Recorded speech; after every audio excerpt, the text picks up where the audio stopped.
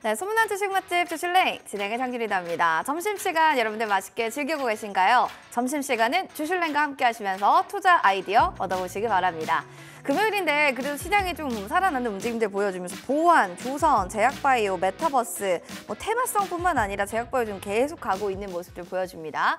가는 종목만 좀 가는 시장인 건가, 정말 수급 쏠림은 확실하게 나타난다 이런 생각 드실 텐데, 종목에 관련해서 여러분들 제 종목은 수급 쏠림이 왜 안 나타나는 건가요? 나타났다면 어디까지 봐야 하는 건가요? 고민되시는 분들은 026958-9082번, 026958-9083번으로 전화 남겨주시면 될 것 같습니다. 저희 문자로도 지금 연락 가능하니까요. 샵 9083번으로 종목명, 매수가, 비중 남겨주시기 바랄게요. 딜사이트 경제TV 개인정보보호법을 준수하고 있습니다. 상담 접수됐던 내용에 관련해서는 별도 동의 없이 사용이 되지 않는다라는 부분 꼭 기억을 해주시기 바랄게요. 자, 금요일입니다. 이분과 함께 시장 얘기 재밌게 나눠볼게요. 딜사이트에서 전영욱 전문가님 모셨습니다. 어서 오세요. 네, 반갑습니다. 네, 매주 금요일마다 저희가 만나고 있는데 금요일이 딱 됐을 때는 한 주간의 좀 시장 정리가 싹 되잖아요. 그쵸. 한 주간의 시장을 좀 봤을 때 어떠셨어요? 이번 시장도 좀 기대를 했었는데 기대에 좀 못 미치는 그런 시장이었습니다. 계속해서 지난주와 똑같이 왔다 갔다 하는 그런 시장 속에서 우리가 어떻게 대응해야 되는지, 이런 시장 속에서 어떻게 살아남아야 되는지 지난 시간에는 이제 대응하는 그리고 이제 관망하는 자세에서 쭉 이 시장을 지켜보자라는 말씀을 드렸는데, 이번 주 시장에도 그렇게까지 달라진 것 같진 않지만 그래도 시장이 점차 회복성이 있었고 이제 조금씩 올라와주는 그런 시장 속에서 우리가 좀 더 담아갈 수 있는 종목들, 그런 종목 위주로 봐야 된다는 그런 시장이었던 것 같습니다. 종목 위주로 좀 보자라고 했는데 뭐 어떤 종목 어떻게 봐야 되고 하반기 뭘 봐야 되고 고민되시죠? 전영욱 전문가님이 그래서 우리 시청자들을 위해 또 특별한 선물 준비했잖아요. 네, 여러분들을 위해서 어떤 선물 좀 준비했는지 살짝만 힌트 주세요. 살짝만 이야기해드리자면 이러다가 우리 시청자 여러분들이 이 시장 속에서 좀 고통을 많이 느끼실 것 같아서 제가 선물로 이번 하반기에 모멘텀 속에서 돌 수 있는 그런 섹터 관련해서 종목 찝어주고 이제 그 종목에 대한 이슈 정리해서 제가 선물로 드리겠습니다. 섹터 정리 필요하시면 잠시 뒤에 여러분들 퀴즈 맞히셔서 선물 받아가시면 될 것 같습니다. 자, 오늘자 그럼 얘기 들어가 볼게요. 오늘장 한 줄평, 그리고 어떻게 또 별점을 매길 수 있을까요? 오늘 시장은 별점 2개 별점 정도로 2개. 요즘 드리겠습니다. 다 두 개씩만 줘요, 전문가들이. 그렇죠. 그쵸? 이 시장이 제가 만약에 3개를 드린다면 그 시장은 이제 좀 괜찮은 시장으로 봐도 될 것 같다는 좀 시장을 좀 이렇게 짜게 보시네요. 그렇죠. 좀 냉정하게 보는 상황이다. 냉정하게 봅니다. 그러면은 좀 어떻게 정리할 수 있어요? 오늘장 한마디? 오늘장 한마디는 이제 양파 같은 시장이다. 벗겨도 끝이 없다. 그렇죠. 벗겨도 이제 세상의 악재란 악재는 우리나라가 다 안 좋은 받고. 뜻으로. 그렇죠. 하지만 네. 이제 우리 양파가 달기도 하고 맵기도 하잖아요. 그쵸. 그런 시장에서 우리가 달고 맵고 한데 그 시장에서 우리가 어떻게 지속적으로 이 시장에서 살아남아야 되고, 그리고 양파라는 게 사실은 다양한 맛을 낼 수도 있고 그 양파를 깔 때는 좀 고통스럽지만 나중에 요리를 해서 먹을 때는 굉장히 맛있거든요. 양파볶음 맛있어요. 그쵸, 맛있죠. 그래서 이제 이 시장을 우리가 경험하고 나면 분명히 좋은 날도 올 거라라는 의미에서 양파 같은 시장 선정했습니다. 깔 때는 매운데 이거 볶아 먹으면 좀 달달하니 맛있잖아요. 시작이 딱 그렇다라고 뭔가 철학적으로 가져오신 것 같습니다. 자, 여러분들도 오늘 시장 어떻게 느끼셨는지 딜사이트 경제TV에서 댓글로 달아주세요. 시장 한 줄 평 올려주셔도 되고, 종목계 궁금증들 있으시면 종목 상담도 환영하겠습니다. 전화 받아볼게요. 자, 지금 전화 왔네요. 안녕하세요. 네, 안녕하세요. 네, 반갑습니다, 시청자님. 네, 안녕하세요. 네, 어떤 종목 궁금하세요? 저희 CGV 궁금해서 연락드렸어요. 알겠습니다. 평단가 비중 알려주시기 바랍니다. 평당가 15,000원에 30%입니다. 15,000원에 30%. 알겠습니다. 꽤 오래전에 사셨나 봐요? 네? 오래전에 사셨어요? 네, 2020년도쯤에 사가지고. 4년이나 들고 네. 계신 종목이네요. 네. 좋습니다. 분위기 좀 볼게요. 계속해서 이제 뭐 영화 시장은 죽고 넷플릭스, 우리 핸드폰으로 많이 보고 OTT 시장도 커지다 보니까 영화관을 많이 안 가게 되더라고요. 그쵸. 그러다 보니까 이 추세도 많이 꺾이진 않았나 싶은데 네. 최근에 왜 다시금 올라오는 거예요? 전문가님? 이제 CJ CGV는 먼저 제가 미리 말씀드리자면 CJ그룹의 이제 진짜 재무적으로 보자면은 실질적으로 돈을 벌어다 주는 기업은 이제 CJ 제일제당이거든요. 근데 그런 부분은 이제 CGV에서도 어느 정도 수혜를 받고 있었고 이제 최근에 이제 CGV가 그런 적이 있었어요. 이제 코로나 이후 앵커님 말씀처럼 코로나 이후에 6년 동안 손실이 있었고 그 과정 속에서 CGV가 자금을 좀 부담을 해야 돼서 많이 시달렸거든요. 그런 부분에서 이제 차입금 상환을 해야 되는데 규모가 너무 크니까 유상증자를 할 수밖에 없었어요. 근데 그 유상증자에서 작년에서부터 계속해서 계획을 했는데 올해 이제 성공을 했죠. 그래서 실적이 조금 개선되면서 재무 상황도 개선이 되고 이제 외부 차입금을 좀 더 늘릴 수 있게 됐습니다. 네, 그래서 주가가 약간씩 우상향으로 흘러가고 있고 근데 아쉬운 게 CJ CGV 같은 경우에는 부채 비율이 다소 조금 높아요. 근데 왜 높았냐? 물론 이제 CJ CGV 같은 경우에서도 제가 앞서 말씀드린 것처럼 직접적인 실질적으로 돈을 벌어다 주는 기업은 CJ 제일제당이었습니다.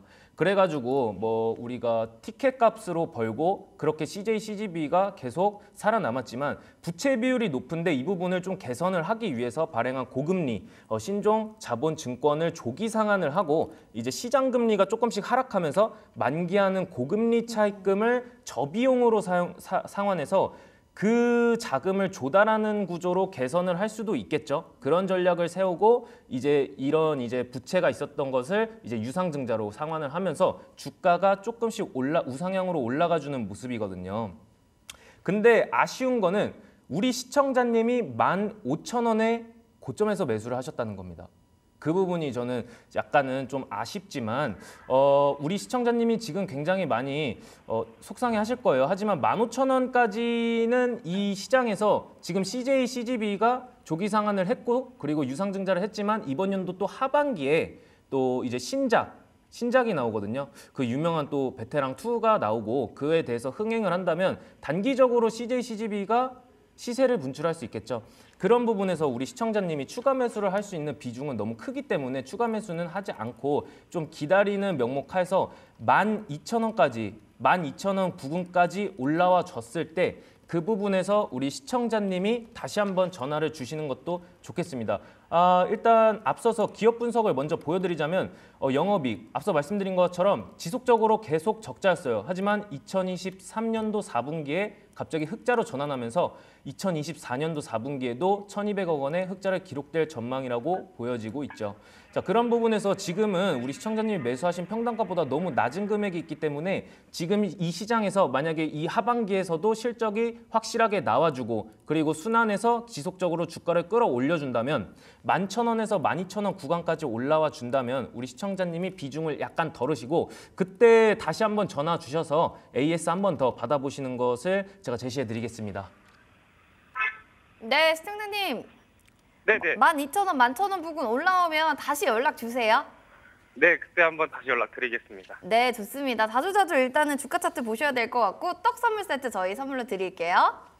네, 감사합니다. 네, 고맙습니다. 자, 이렇게 해서 전화 상담 혹시 문자 상담 받으신 분들 중에 선물 받으신 분들은요. 방송 끝나고 제작진 전화 받아주시기 바랍니다. 간혹 모르는 번호라고 안 받는다 하시는 분들 계시는데요. 그럼 저희가 선물을 드릴 수 없으니까 이 점은 꼭 명심해 주세요. 자, 우리 너튜브 보니까 오늘 카디님도 짱아, 입맛 벤트님도 어서 오시고요. 우리 꿈돌이님도 오셨습니다. 우리 금쪽이님 오랜만에 시원시원하게 상담 너무 잘하네요. 전문가님 뭐 이런 얘기도 있어요. 반갑습니다. 시장 질문들이나 종목 고민들 있으면 또 댓글로 달아주시기 바랄게요. 자, 그럼 문자 볼게요. 9124번님의 이수 스페셜 티 케미컬입니다. 지금 5만 원에 30% 비중 담고 있어요 하셨는데 수익권이에요. 일단은 축하드린다는 말씀 전해드리면서 야, 양복이 또 3개나 딱 나오니까 이제는 좀 가려나 싶기도 합니다. 분위기 보면은 뭐 매출액, 영업이익단도 이제 뭐 흑자 전환하면서 조금씩 늘어가고는 있거든요. 재무제표 중요하게 생각하시잖아요. 그렇죠. 지금 봤을 때는 부채 비율이나 유보율을 봤을 때는 유보율이 조금은 좀 아쉽긴 한데 이런 그쵸. 부분들 괜찮을까요? 일단 이수 스페셜티 케미컬 같은 경우에는 유보율이 다소 낮습니다. 그렇기 때문에 이 회사가 직접적으로 몸집이 큰 회사인지 작은 회사인지도 알 수 있는 부분이죠. 하지만 이런 말씀을 드리고 싶어요. 이 종목 같은 경우에는 우리가 이수화학 아시죠? 이수화학으로부터 작년 5월쯤, 그러니까 정확히 작년 5월 31일이었죠. 그때 이제 인적 분할, 기업 분할을 해서 이수 스페셜티 케미컬이 나왔습니다. 그래서 인적 분할을 했기 때문에 조금 다소 재무제표적으로는 좀 실망감이 있긴 하지만 전기차 배터리 화재로 인해서 전고체 배터리에 대한 기대감이 굉장히 커졌습니다. 그런 부분에서도 호재로 작용할 수 있고 아무래도 기업 분할이 있으니까 재무제표 실적 부분에서는 조금 아쉬운 부분이 있지만 그래도 이런 이제 전기차 배터리 화재로 인한 그런 이제 배터리에 대한 이제 전고체 배터리에 대한 기대감이 커졌다는 것, 그 부분이 이 종목의 핵심인 것 같고, 그리고 이제 이수 스페셜티 케미컬 같은 경우에는 이미 전해질, 그러니까 전고 전해질 원료를 이미 생산을 하고 있었어요. 그 리튬을 생산을 하고 있었고 삼성 SDI를 중심으로 이제 공급을 하고 있었습니다. 그렇다면은 이제 삼성 SDI 그리고 현대차 그룹이 전고체 배터리에 대해서 상용화를 한다고도 밝혔어요. 그럼 이수 스페셜티 케미컬 같은 경우에는 주가가 상승할 여력이 많이 남아 있다. 이렇게 볼 수도 있는 거죠. 그래서 이 부분으로 우리 이제 차트를 먼저 보여드리자면 우리 시청자님이 매수하신 금액이 5만 원권에서 5만 원권에서 비중은 30%죠. 예, 근데 지금 수익 구간이세요. 수익 구간인데 저는 일단 여기서 일부 시세 차익을 보셨으면 하는 바람도 있어요. 예, 이미 수익권이니까 일단 우린 돈 버는 게 가장 중요하잖아요. 그래서 일부 수익을 보신 다음에 단기 직전 고점에서 6만 원까지 이 종목을 보신 다음에 6만 원까지 올라갔다면은 단기적으로 또 조정 기간이 올 수도 있거든요. 그때 이제 그걸 대비해서 우리가 6만 원까지만 보시고 손절가 같은 경우에는 굳이 안 드리고 싶은데 굳이 드리자면은 36,000원 구간, 그러니까 거래량이 들어오고 윗꼬리를 달면서 긴 양봉이 나왔을 때 이 부분으로 정해드리고 싶어요. 하지만 손절보다는 우리 시청자님이 6만 원대까지 이 종목을 쭉 끌고 가셔가지고 일부 시세 차익 실현을 하시고 6만 원까지 딱 끌고 가셔서 더 큰 수익을 보시는 것을 제가 제시해드리겠습니다. 일단은 수익을 얻었으니 좀 어느 정도는 이익 실현을 하고 가보자라고 하는데 일단 전기차 배터리 기대감을 갖고 있으니까는 추후까지도 좀 도모해 보셔도 좋을 것 같아요. 긍정적인 저희 피드백 드렸습니다. 자, 그리고 전화 저희 받아보겠습니다. 전화 들어왔어요. 안녕하세요. 안녕하세요. 네, 반갑습니다. 아유, 시청자님 목소리가 왜 이렇게 기운이 없으세요? 저기 오늘 쉬는 날이라 잠깐 자다가 일어나갖고. 아, 그러셨어요? 아이고, 쉬는 날에 또 귀한 시간 내주셔서 너무 감사드려요. 네네. 어떤 종목일까요? 대한유하고요. 네. 그 매수가가 20만 원이고 비중이 비중은? 20%예요. 알겠습니다. 대한유 지금 손실이 좀 꽤 많으시네요. 네네. 들고 계시는데 굉장히 좀 힘드셨을 것 같은데 어떻게 좀 그래도 들고 가야겠다 마음을 먹으신 걸까요? 이게 그냥 3년 전쯤에 그 주변에서 글로벌 경기 확장이 시작된다고 그래갖고 네. 추천해줘서 구매하고 그냥 계속 냅두고 있었는데 이렇게까지 빠질 줄은 떨어져가지고. 네. 모르셨겠군요. 알겠습니다. 뭐가 가장 궁금하세요? 쭉 그래도 뭐 본전은 올 수 있을까? 이 부분이 가장 궁금할까요? 그렇죠. 그냥 이거를 지금 빨리 손절을 해버리는 게 나을지 그런 게 제일 궁금하네요. 와, 알겠습니다. 진득하게 그래도 3년이라는 시간을 버텨내셨는데 이거에 대한 또 결과가 정말 좋으면 좋을 것 같습니다. 저희가 전문가님께 얘기를 좀 드려봐야 될 것 같아요. 뭐 글로벌적인 측면 중에서 뭐 주변에서도 이런 게 정말 좋을 것 같다. 네. 이런 얘기로 꽤 오랜 시간을 들고 있던 종목이거든요. 네. 매출적인 측면이나 주가적인 측면에서도 지금 매력 포인트를 찾기가 조금은 쉽지는 않은데 그래도 좋은 쪽을 저희가 찾아본다면 어느 부분이 있을까요? 일단 대환유화 같은 경우에는 일단 석유가 화학 관련주긴 하지만 2차 전지로도 좀 분류가 되고 있거든요.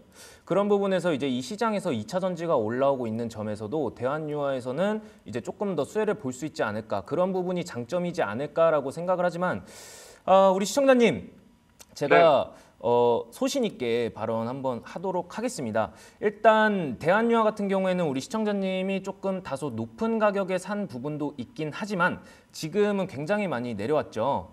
네네. 그래서 제가 기업 분석을 먼저 잠시 보여드리자면 영업이익이 2022년 4분기에는 2천억으로 적자를 내고 있었고 2023년 4분기에는 600억으로 적자를 내고 있었거든요. 근데 2024년 4분기에는 추정치가 79억으로 많이 내려갔습니다. 그렇다면은 이제 대환유화 같은 경우에서도 다소 조금은 기대감을 해볼 수 있는 게 이 적자인 것에서 조금은 벗어날 수 있지 않을까? 그런 기대감은 실릴 수 있겠지만 일단 이 회사가 지속적으로 적자를 기록하고 있다는 점, 그 부분이 조금 아쉽긴 하지만 저는 이제 그런 말씀을 드리고 싶어요. 일단은 비중 축소에 대해서 말씀을 드리고 싶은데 대환유화 같은 경우에는 화학 관련으로 섹터가 많이 분류가 되고 있거든요. 하지만 네. 최근에 이제 중국에서 기술의 발전에 의한 화학 기술이 많이 발전을 했어요. 그렇기 때문에 대한민국에서 화학 제품을 대한민국에서 화학 제품보다는 중국에서 사는 게 더 싸니까 대한민국 화학 회사에는 조금 악재로 작용을 할 수가 있거든요. 그런 부분에서도 이 화학 회사들이 좀 해소를 해줘야 되는데 지금은 그렇게까지 할 이슈가 없다고 말씀드리고 싶습니다. 그래서 우리 시청자님이 지금 일부 비중을 좀 덜어두신 다음에 실적에 대한 모멘텀이 확실하게 나왔을 때, 추정치가 아니라 실적이 확실하게 나아졌을 때, 조금의 반등이 있을 때 종목을 교체를 해주시는 것을 제가 제시해드리도록 하겠습니다. 일단 잠깐의 이제 실적이 실제적으로 나왔을 때 우리가 볼 수 있는 게 장대양봉이 나오고 고점에서 부딪혔던 16만 원 구간에서 잠시적으로 우리가 볼 수 있었던 게 여기서 14만 원 구간대거든요. 14만 8천 원 구간대에서 이 종목이 만약에 14만 8천 원 구간대까지 올라와 준다면 정말 고맙겠지만 그 약간 아래에서 13만 원까지 올라와 주시면은 비중 축소를 하고 종목 교체를 하는 것을 제가 제시를 해드리겠습니다. 네. 네네. 예. 네, 알겠습니다. 이렇게 해서 또 전략 잡아주셨는데 시청자님 어떠셨어요? 들어보시니까. 네, 뭐 그렇게라도 하는 게 제일 낫겠죠. 이게 계속 떨어지다 보니까 네. 네, 뭐 막막하죠. 너무 막막하시더라도 저희가 이렇게 좀 전략 잡아드린 대로 대응해 보시고 그게 안 되겠다 싶으시면 잠시 뒤에 또 전영욱 전문가님 원픽주 있거든요. 그냥 공략주들 한번 살펴보시면서 어떤 종목을 조금 더 보면 좋을지 시장 상황 파악해 보시면 도움 될 것 같습니다. 네, 알겠습니다. 네, 힘내시라고 떡 선물 세트 저희 드릴게요. 네, 감사합니다. 네, 고맙습니다. 자, 이렇게 해서 여러분들의 여러 가지 고민들, 사연들 받고 있습니다. 여러분들 아쉽게도요, 오늘의 마지막으로 떡 선물 세트는 저희가 드릴 수 있는 날이 오늘까지인 것 같아요. 너무 받고 싶었는데 못 받았어요 하시는 분들이나 이번에는 놓치고 싶지 않아요. 떡, 저 정말 좋아하거든요. 하시는 분들이라면 026958-9082번으로 전화 주시고요. 문자샵 9083번 혹은 딜사이트 경제TV 댓글창에 문의 남겨주시길 바랄게요. 저희가 오늘까지 선물 많이 드리도록 하겠습니다. 자, 그러면 빠르게 또 문자 볼게요. 0842번님이 이런 말씀 하시네요. 이마트입니다. 78,000원에 10%인데요. 저 이거 어떻게 봐야 될까요? 사연이 올라와서 살펴보도록 하겠습니다. 우리 이마트 일단 지금 살펴보면 주가창의 흐름들을 좀 사란씩 보면 64,000원에 지금 4일짝쿵 보합권에서 움직이고는 있는데요. 워낙에도 움직임성이 뭐 차근차근히 올라가는 지금 종목이다 보니까 평단가만 낮추면 되지 않을까? 뭐 이런 생각도 들고요. 경기 방어주로서도 나쁘지 않다 이런 생각이 드는데 이런 시장에서 이런 종목 딱 아닐까요? 그렇죠. 이제 요즘 같은 시장에서도 조금 건드릴 수 있는 종목 중 하나가 이마트라고 또 생각을 하거든요. 네. 근데 우리 시청자님이 매수하신 평단가가 78,000원이세요. 게다가 비중 조절을 아주 잘하셨죠. 네, 이런 부분에서는 우리 시청자님이 굉장히 잘하셨다고 말씀드리고 싶고 일단 이마트 같은 경우에는 이제 매출이 잘 나오는 구간이 이제 휴일 구간이죠. 휴일 구간을 제외하고도 조금 실적이 좀 부진했습니다. 그럼에도 불구하고 주가는 회복세를 이어가고 있어요. 이마트의 실적에는 8월, 그러니까 8월에는 좀 추석 효과로 7월보다는 괜찮았고 온라인에서 매출 같은 경우에는 유통업의 실적이 잘 나와야 되는데 이번에 어떤 사태가 있었죠? 앵커님? 이번에 우리가 좀 안 좋은 사건이 있었잖아요. 바로 티맵프 사건이었습니다. 맞아요. 기억납니다. 맞죠? 네. 그 티맵프 사건 때문에 이제 온라인에 대한 이제 유통에서 이마트 경쟁사인 이커머스 회사들이 다소 이제 실적이 좀 부진할 수 있다. 이제 티맵프 사건으로 인해서 이커머스 시장에서 조금 흔들릴 수 있다. 하지만 경쟁사인 이마트는 괜찮죠. 견고하네요. 그렇죠. 견고하죠. 그래서 차트가 우상향으로 올라가고 있는 모습도 음. 그려지고 있고 그에 대해서 이제 실제적으로 차트의 모습이 나타나주는 모습이 인상적입니다. 네. 네, 그래서 이제 가격이 최저가, 그러니까 우리가 온라인에서 구매를 할 때 가격은 늘 최저가로 구매해야 된다. 이런 우리가 생각을 하잖아요. 그러면은 이제 최저가 경쟁이 조금 약화되겠죠? 그러면서 이마트에게는 긍정적으로 작용이 될 수 있습니다. 그러면 또 8월이 다가가고 이제 추석이 오고 있습니다. 그러면 추석 선물을 준비하는 소비자들이 실적에 포함될 가능성이 되게 많죠. 그런 의미에서 이제 제가 기업 분석을 보여드릴게요. 자, 이마트 먼저 보시면은 사실 이마트가 주가가 굉장히 많이 눌렸었어요. 왜? 2023년 4분기에 적자를 기록했었거든요. 그리고 2021년 4분기에는 3천억 원의 영업이익을 냈지만 지금 거의 절반에도 안 되는 2022년 4분기에는 1,300억 원이었거든요. 그런 다음에 직접적으로 적자를 기록하게 됩니다. 그리고 나서 2024년 4분기에는 어떻게 됐죠? 1,800원의 흑자로 다시 돌아옵니다. 이런 부분이 이제 주가에서도 직접적으로 영향이 나타나고 물론 이마트 우리 다 알고 있잖아요. 그래서 유보율 측면에서는 걱정을 안 해도 된다. 이렇게 말씀드리고 싶어요. 또한 이제 이 종목이 PBR이 0.16배 그리고 0.18배에서 기록됐다는 점, 그 점이 저는 저평가된 가치주라고 보고 있고 BPS 청산 가치 또한 40만 원. 하지만 거래되고 있는 거는 지금 이마트가 64,000원에 거래되고 있습니다. 자, 그러면은 우리 시청자님이 매수하신 78,000원의 10% 비중까지는 올라올 수 있냐라고 물어보신다면 제 개인적인 생각으로는 충분히 올라올 수 있다라고 봅니다. 그래서 이 시장에서 지금 실제적으로 실적이 나와주고 추석이 지나고 9월 달이 지났을 때 이 이마트에 대한 수요도 굉장히 많아질 거고 추석 선물을 미리 준비하는 소비자들의 심리가 차트에도 나타날 거라는 거죠. 자, 그러면은 이제 우리 시청자님이 매수하신 평단가가 78,000원 그리고 비중이 10%시잖아요. 그러면은 지금은 다소 수익 구간이 아니라 손실 구간이잖아요. 그럼 이 비중을 좀 더 실으셔서 평단을 조금 낮추셔서 다음에 이 평단가보다 조금 더 올라왔을 때 수익을 좀 더 극대화하는 전략으로 가보도록 하겠습니다. 자, 그러면은 우리 시청자님이 매수하신 평단가가 78,000원이잖아요. 그러면 비중을 좀 더 실으셔서 목표가를 78,000원으로 봤으면 좋겠어요. 길게 보지 않고. 짧게 봐서 이마트라는 종목 자체가 변동성이 큰 종목이기 때문에 다소 눌릴 가능성도 많단 말입니다. 그렇기 때문에 78,000원에서 비중을 좀 더 실으셔서 평단가를 낮추시고 78,000원까지만 보셨으면 좋겠다는 게 제 의견입니다. 알겠습니다. 78,000원 평단가까지는 뭐 충분히 올라올 수 있다라고 하니까 실적 나와주고 9월에 또 보면은 차트도 또 예쁘게 올라갈 거다라고 얘기합니다. 희망회로 좀 돌리시면서 긍정적으로 한번 앞으로 살펴보시면 좋을 것 같아요. 저희가 0842번님의 텀블러 선물 드릴 예정입니다. 저희 떡만 주는 건 아니고 텀블러 선물도 드려요. 저희 방송 끝나고 제작진 전화 꼭 받아주시기 바라겠습니다. 너튜브 보니까 임마님이 떡집에 불났나 보네요. 이런 얘기 하는데 아닙니다. 저희가 또 다양한 상품들을 여러분들께 전달드리기 위해서 이렇게 떡은 여기서 마무리하는 거고요. 다음 선물도 많이 기대해 주세요. 그리고 또 다른 분들은 소식이 나한테까지 들리면 그때가 고점 아닌가요? 이런 얘기가 있는데 맞아요. 그게 고점인 것 같다는 생각이 진짜 많이 들거든요. 전문가님은 여쭤볼게요. 네. 소문이 나한테까지 오면 이미 많이 올라간 종목인데 우리가 TV 봐도 막 그 얘기 저 얘기하면 그 종목은 많이 올랐더라고요. 아, 그쵸. 그러면 도대체 어떤 종목 사야 돼요? 제가 늘 말씀드리지만 이 A라는 섹터, 우리가 봤을 때 A라는 섹터가 수면 위로 올라왔을 때 저희는 B라는 섹터로 넘어가야 되거든요.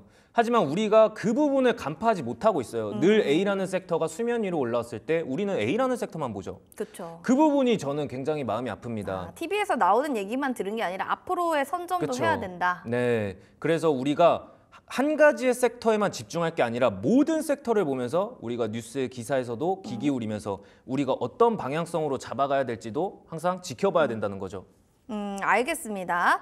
자, 그러면 이렇게 해서 여러분들이 앞으로의 미래를 먼저 한번 확인을 해보시면서 종목을 대응하시는 게 가장 좋은 방법이다. 꿀팁 드리고요. 5122번님의 SK 바이오팜 살펴볼게요. 지금 8만 원에 50% 비중을 좀 담고 있습니다. 라고 해주셨는데 이 부분에 대해서 또 하나씩 체크를 해봐야 될 것 같아요. 글로벌 신약도 만드는 회사기도 하고요. 주가도 지금 예쁘게 올라가고 있습니다. 수익권에 있는 종목이기 때문에 이때 정도면은 뭐 수익 실현해도 괜찮지 않을까 싶긴 한데 더 올라갈 것 같아서 아마 문의 주신 건 아닌가 싶어요. 네, 일단 우리 시청자님 축하드립니다. 네, 같이 8만. 축하드릴까요? 네, 축하드립니다. 축하드립니다. 네. 아주 얘기해 기쁘네요. 주세요. 네. 일단 우리 시청자님이 매수하신 평단가가 8만 원입니다. 제 기준에서는 SK 바이오팜 같은 경우에는 상장된 지 얼마 안 된 기업이에요. 2020년에 상장을 했고 이제 4년째 지나고 있고 우리 시청자님이 적당한 매수가 그리고 비중은 다소 높지만 그래도 수익 구간이니까 굉장히 좋은 일이죠. SK 바이오팜 그리고 하나 더 말씀드리고 싶은 건 SK 바이오 사이언스도 있죠. 네, 하지만 실적 부문에서는 SK 바이오팜이 더 좋다고 말씀드리고 싶어요. 그래서 우리 엑스코프리라는 뇌전증 약이 있습니다. 이 SK 바이오팜에서는 신약을 이제 FDA 승인을 받았었어요. SK 바이오팜 유명하죠. 뇌전증 신약으로 FDA 승인을 받았었고 임상 시험에서는 이제 성인 치료제 부문에서만 시험을 했고 FDA 승인을 받았었는데 이제 임상 시험이 더해지면서 소아 치료제까지 확장을 하려고 하고 있습니다. 그래서 이 바이오팜 같은 경우에는 요즘도 제약바이오에서 순환이 계속 좋고 모멘텀도 상승 모멘텀을 타고 있지만 향후 성장성도 충분히 있다고 봅니다. 그래서 이 뇌전증 부분에서는 70~80%가 미국에서 차지하고 있거든요. 근데 벨기에 제약회사에서 UCB라는 제약회사가 있습니다. 그 UCB 제약회사에서 이제 뇌전증약 특허 만료가 2026년이에요. 자, 그렇다면 상대적으로 2026년에 이 뇌전증에 대한 특허 제약이 만료가 된다면 그 경쟁 상대인 SK 바이오팜이 차지할 수 있다. 이렇게도 말씀드리고 싶거든요. 자, 그러면 어떻게 될까요? SK 바이오팜 같은 경우에는 장기적으로 우리가 가져가도 되는 종목이라고 봐도 무방하거든요. 하지만 제가 미리 말씀드리고 싶은 거는 기업 분석으로 가봐도 이 종목이 사실은 적자이긴 하지만 왜 기대감이 크냐면 계속해서 2021년 4분기 그러니까 상장된 지 1년이 됐을 때는 흑자로 계속 기록을 하고 있다가 주가가 많이 눌렸었잖아요. 그것도 이제 실적에 대한 방향이 되게 컸다고 봐요. 그러니까 2022년 4분기에서도 마이너스 1,300억 그 다음에 2023년 4분기에서도 마이너스로 1,300억에서 적어도 1,000억 정도는 줄여나갔다는 거죠. 그리고 현재 2024년 4분기에 흑자로 전환될 기대감 그리고 매출액도 굉장히 많이 늘었죠. 유보율 같은 측면에서는 부채 비율이 다소 아쉬운 부분이 있지만 그렇다고 해서 유보율이 안 좋은 건 아니거든요. 그래서 유보율이 좀 더 받쳐주고 있고 재무제표 측면으로 가봐도 유동 비율이 훨씬 많은 측면이거든요.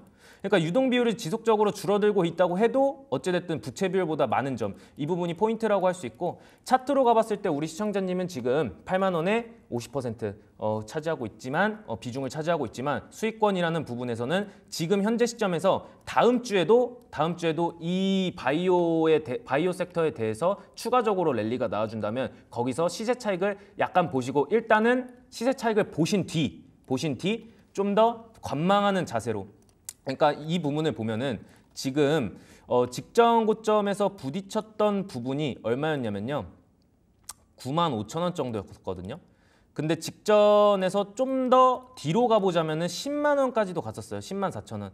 이 부분에서 우리가 만약에 시세 차익을 좀 보고 10만 원에서 12만 원 사이까지 내려와 준다면 거기서 다시 한번 AS 전화를 드리고 이 종목을 끝까지 들고 가야 될지 말아야 될지 다시 한번 또 전화 주시면 좋겠습니다.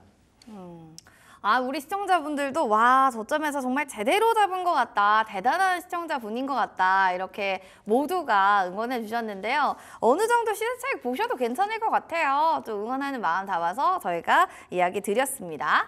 자, 너튜브에 보니까 또 오늘 슈퍼샤이 님도 오셨고요. 곽보영 님도 새롭게 오셨네요. 반갑습니다. 앞으로 또 자주 댓글 달아주세요. 자, 그러면은 너튜브로 파트너님의 사연 만나보도록 하겠습니다. 주성 엔지니어링이고요. 37,000원에 30% 비중 담고 있어요. 매수에 계속 이걸 하락하고 있는 종목인데요. 상승은 하기는 하겠죠. 이렇게 사연이 보내주셔서 살펴보겠습니다. 올라는 갈까? 이런 생각을 좀 할 것 같은데요. 지금 좀 박스권에서 지지부진한 움직임 뚫을 수는 있을까? 뭐 디램 관련해서 뭐 국내, 중국 고객사 의존도가 높은 종목 중에 하나인데 이런 얘기가 있어요. 증권가에서는 펀더멘털이 좋기 때문에 실적의 우려는 불식시킬 수 있다. 재무제표 좋아하시는 분이니까 주성 엔지니어링의 재무제표 5점 만점에 몇 점일까요? 저는 주성 엔지니어링의 재무제표 딱 봤을 때 5점 만점에 4점 드리겠습니다. 엄청 좋네요. 네. 어떤 부분이 가장 매력 있어요? 일단 가장 매력이 있는 부분에서 화면을 통해서 보여드리자면 네. 정상 가치가 13,000원이라는 점, 그리고 PBR이 다소 높긴 하지만 13,000원이라는 점, 그리고 2023년 4분기에 289억으로 다소 전년 대비 낮은 영업이익을 포함을 했지만 추정치에서는 다시 회복하면서 1,150억 원이 회복세를 보였다는 점이 저는 굉장히 마음에 들었고, 그리고 안정성 지표를 보실게요. 안정성 지표가 저는 굉장히 마음에 듭니다. 자, 이 부분을 보시면은 파랑 색깔이 유동 비율이거든요. 네. 부채 비율은 민트색이에요. 빛이 별로 없네요. 그렇죠. 그러면 가면 갈수록 이 파랑 색깔이 어떻게 되죠? 더 커지네요. 그렇죠.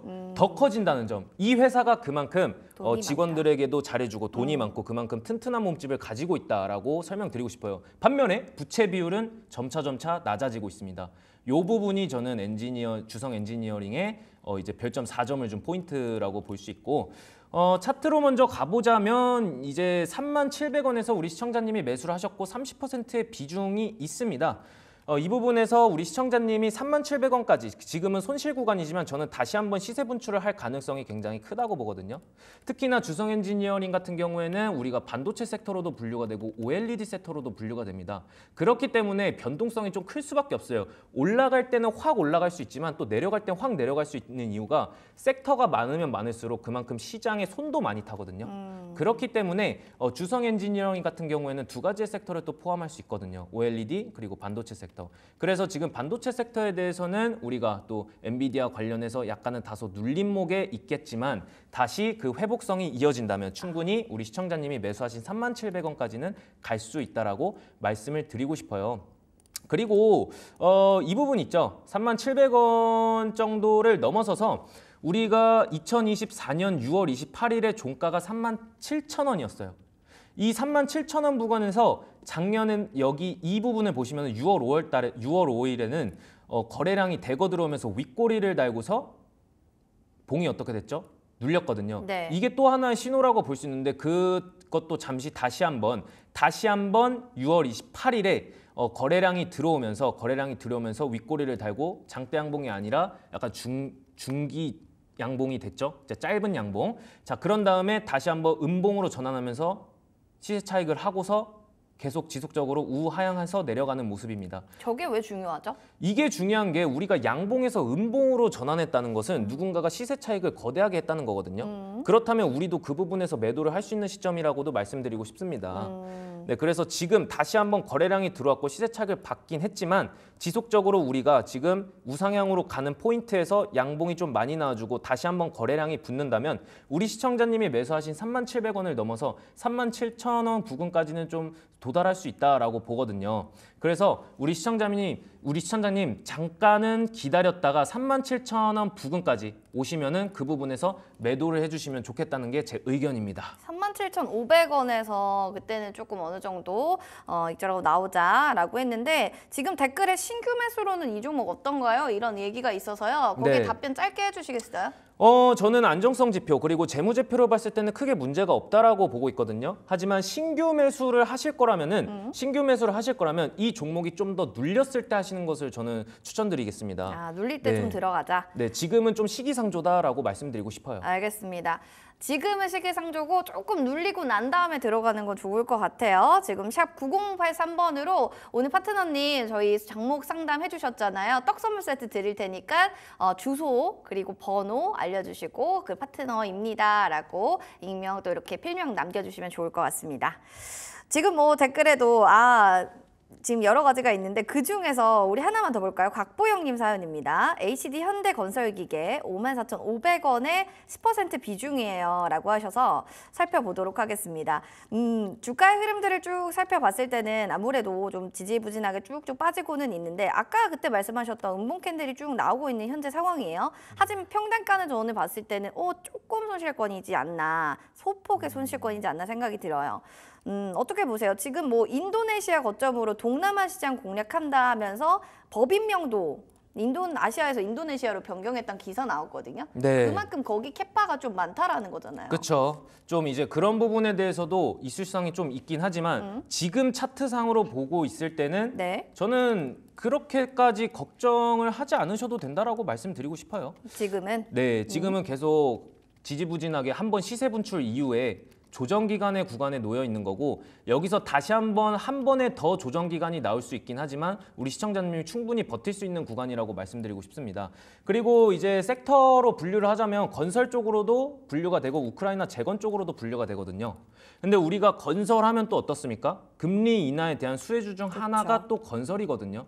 예, 원자재 가격에 대한 하락이 이어지면서 또 금리 인하에 대한 기대감이 더해졌을 때 HD 현대건설기계 같은 경우에도 주가 상승의 여력이 남아있다고 볼 수 있는 거죠. 그것을 이제 이번 연도 하반기에 봤으면 좋겠습니다. 그래서 이 종목을 하반기까지 좀 쭉 끌고 가셔도 될 것 같다라는 게 제 의견이에요. 건설주가 하반기에는 조금 시장을 주도할 수 있다라고도 보시는 건가요? 네, 저는 그렇게도 보고 있습니다. 직접적으로 금리가 인하됐을 시 말입니다. 네, 우리가 기대감보다는 직접적으로 금리 인하가 됐을 시에는 HD 현대건설기계도 충분히 올라갈 수 있는 상승 여력이 남아있다고 보고 있습니다. 자, 그래서 우리 시청자님이 매수하신 평단가가 54,500원에 비중 10%입니다. 비중 조절도 아주 잘하셨고 평단가도 그리 나쁘지 않다고 말씀드리고 싶어요. 자, 그러면은 저는 이런 말씀 드리고 싶어요. 비중이 10%면은 약간 5% 정도 더 실어서 추가적인 반등이 나왔을 때 시세 차익을 한번 보고 조정 기간에 재매수하는 것도 저는 제시해드리고 싶습니다. 알겠습니다. 조금 더 보시고 또 추가 매수도 나쁘지 않을 거다라고 하면서 건설주에 대해서는 또 긍정적인 평가를 내려주셨거든요. 너무 걱정하지 마시고 말할게요. 곽보영님, 저희 떡 선물 세트 드릴게요. 샵 9083으로 주소랑 그리고 필명 보내주시기 바랍니다. 축하드립니다. 자, 이렇게 해서 종목에 대한 고민들 하나하나 정리해봤고요. 이어서는 또 이제 전문가님의 수익률 한번 확인해 보시죠. 얼마나 잘 가고 있는지 화면 통해서 만나보겠습니다. 자, 전유구 전문가 픽 수익의 맛입니다. 벌써 꽉 채운 종목들이 5개나 있는데 나우아이비, 그리고 위더스제약, SPG, 종근당, FN가이드까지 모든 종목들이 상승하고 있습니다. 어떤 종목을 먼저 봐야 될지 지금부터 하나씩 체크해 보도록 하겠습니다. 자, FN가이드부터 살펴보겠습니다. 8월 13일 지금 살펴보시면 목표가 도달 후에 급등세로 목표가를 넘었어요. 너무 잘 가서 2차 전략을 좀 잡아봐야 될 것 같은데 사실은요. FN가이드를 주실 때 모든 사람들이 엥? 지금 이거를 주신다고요? 그렇죠. 다 이렇게 의아해했거든요. 네. 근데 보니까는 이제 전문가님의 그 수익률 보니까 알 것 같아요. 믿음이 갑니다. 네. 일단 뭐 찍혀야 보이나 봐요. 또 마음도 가고요. 그렇죠? 그렇죠. 네. FN가이드 2차 목표가 어디까지 보세요? 저는 FN가이드 9,800원까지 단기적으로 좀 더 수익을 좀 극대화해서 9,800원까지만 보셨으면 했습니다. 9,800원까지만. 네, 왜냐하면 또 이 종목을 길게 보기에는 시가총액이 그렇게 높은 기업도 아닐 뿐더러 직전 고점을 이미 뚫었고 52주 신고가를 경성을 했거든요. 그런 부분에서도 이제 우리가 새로운 신고가를 갱신했을 때는 좀 더 보수적인 측면에서 트레이딩을 해야 되거든요. 그래서 이미 넘었기 때문에 9,800원까지만 9,800원까지 최고점에서 100원만 더한 9,800원까지만 아직 매도 못하신 분들이 있으면 거기까지만 보시고 그대로 쭉 끌고 가셔서 FN가이드를 시세 차익 보시고 행복한 날을 보냈으면 좋겠습니다. 지금 수익 보신 분들이라면 너무너무 축하드리고요. 9,800원까지만 보고 단기로만 공략하자라고 정리해 드릴게요. 다음으로 종근당 살펴보겠습니다. 야, 이쪽으로 또 매기쏠림 확실히 나오면서 추세가 쭉 상승했습니다. 작년 말 전고점을 향해 가고 있는데 전략에는 저희가 변동이 없을까요? 여기에 대한 코멘트 좀 해주세요. 저 같은 경우에는 이제 종근당 같은 경우에는 이미 목표가를 도달을 했고 그리고 제약바이오주에 대한 순환 랠리가 계속 이어지면서 종근당에도 이제 수혜를 볼 수 있지만 그래도 일단은 여기서 전략 매도하는 전략을 드리고 싶어요. 전략 매도요? 네. 일단 종근당 같은 경우에는 단기적으로 시세를 분출했고 파동이 한 3번 정도 나와줬거든요. 그래서 이 부분에서 단기적으로 조정 기간이 좀 세게 있을 거라고 예상이 듭니다. 그렇기 때문에 목표가에서 전략 매도를 하는 전략으로 가보셨으면 하는 생각이 큽니다. 굉장히 안정적으로 뭔가 수익을 먼저 챙기자라는 전략들을 계속 지금 종목 상담할 때도 얘기해 주신 것 같은데 종근당은 여러분도 혹시 들고 계시다면 전량 이익 실현을 꼭 해주시길 바랄게요. 수익 보신 분들은 축하드린다는 말씀 드리겠습니다. 자, 이어서 이제 수익의 맛 힌트로도 들어갈 텐데 그 전에 전문가님 아까 살짝 선물 주신다고 하셨잖아요. 자세하게 좀 얘기해 주세요. 어떤 선물이에요?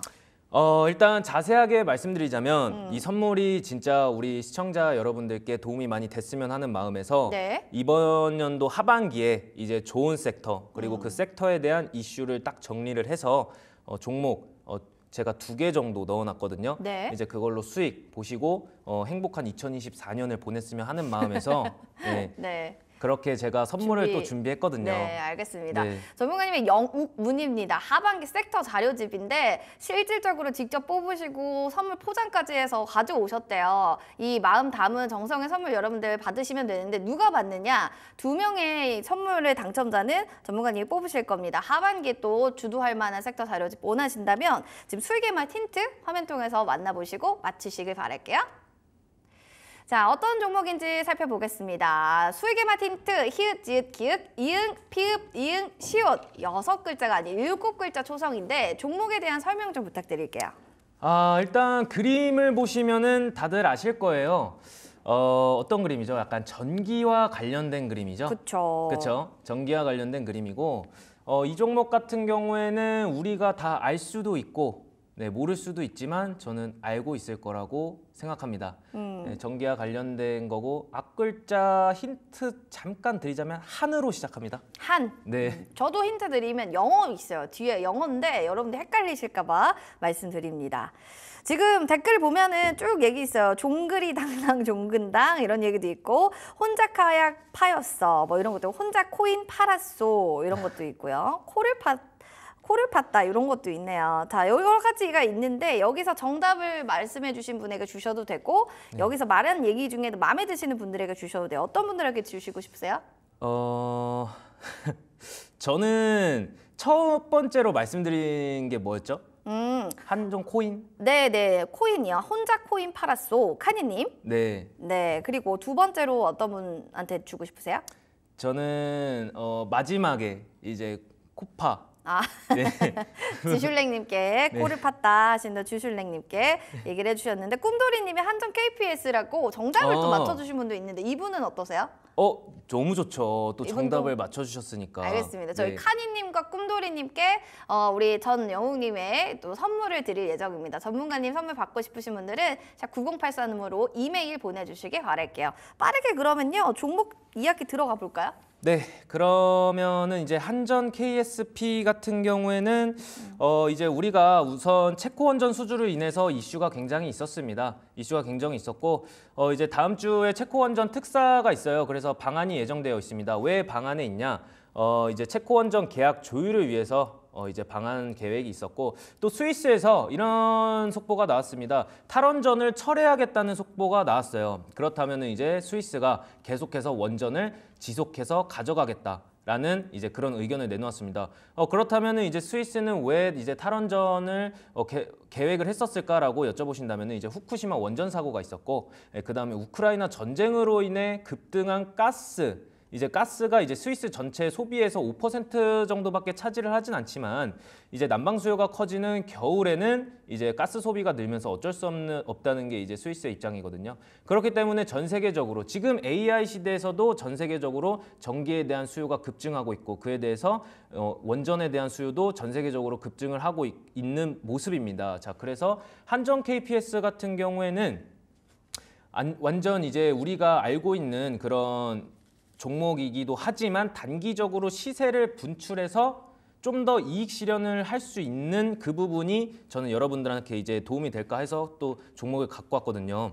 그래서 이 부분을 보시면은 일단 외국인과 기관계에서는 꾸준히 순매수에 나섰고 오늘 같은 경우에는 약간 외국인의 매도세 그리고 기관의 매수세가 있었지만 지난주부터 꾸준히 계속해서 매집을 해 나갔었던 종목입니다. 매집을 해 나갔었던 종목이고 외국인과 기관의 수급 그리고 차트를 보자면은 우상향으로 올라가고 있는 그림 이 그림이 굉장히 이쁘다고 볼 수 있죠. 자, 그래서 한전 KPS 외국인 기관의 수급을 확인을 했고 우상향으로 단기적인 수익을 기대해 볼 수 있고 그 다음에 스위스에서 탈원전을 철회를 했고 전 세계적으로 원전에 대한 수요가 급증을 하고 있습니다. 네, 그런 부분에서 재무제표 안 볼 수가 없죠. 기업 분석 한번 봐야 되죠. 네, 보시죠. 이제 안정성 지표 무조건 봐야 됩니다. 유동 비율이 어떻죠, 앵커님?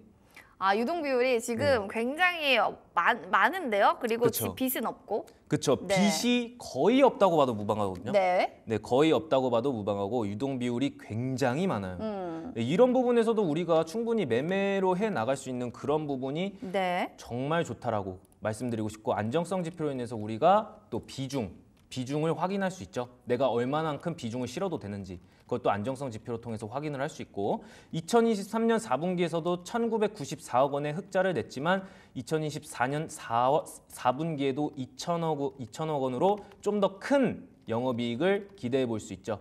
자, 그래서 PBR 또한 1.3배 그리고 청산가치 또한 29,000원으로 제가 드리고 싶은 매수가는 41,000원에서 42,000원 사이로 매수가를 지정해드리고 싶고 목표가는 단기적인 수익으로 46,100원까지 보셨으면 하겠습니다. 자, 손절가는 35,800원으로 제가 제시해 드릴게요. 알겠습니다. 네. 탈원전에 대한 수요 급증, 그리고 또 여기에서는 더불어서 우상향 움직임, 차트적인 측면도 너무 좋다라고 하는데 재무제표를 봤을 때도 나쁘지 않다라고 하시니까요. 지금 얘기해 주셨던 종목에 관련해서 41,000원에서 42,000원, 그리고 목표가 46,100원, 손절가 라인 35,800원으로 가격 전략 KPS 잘 살펴보시길 바라겠습니다.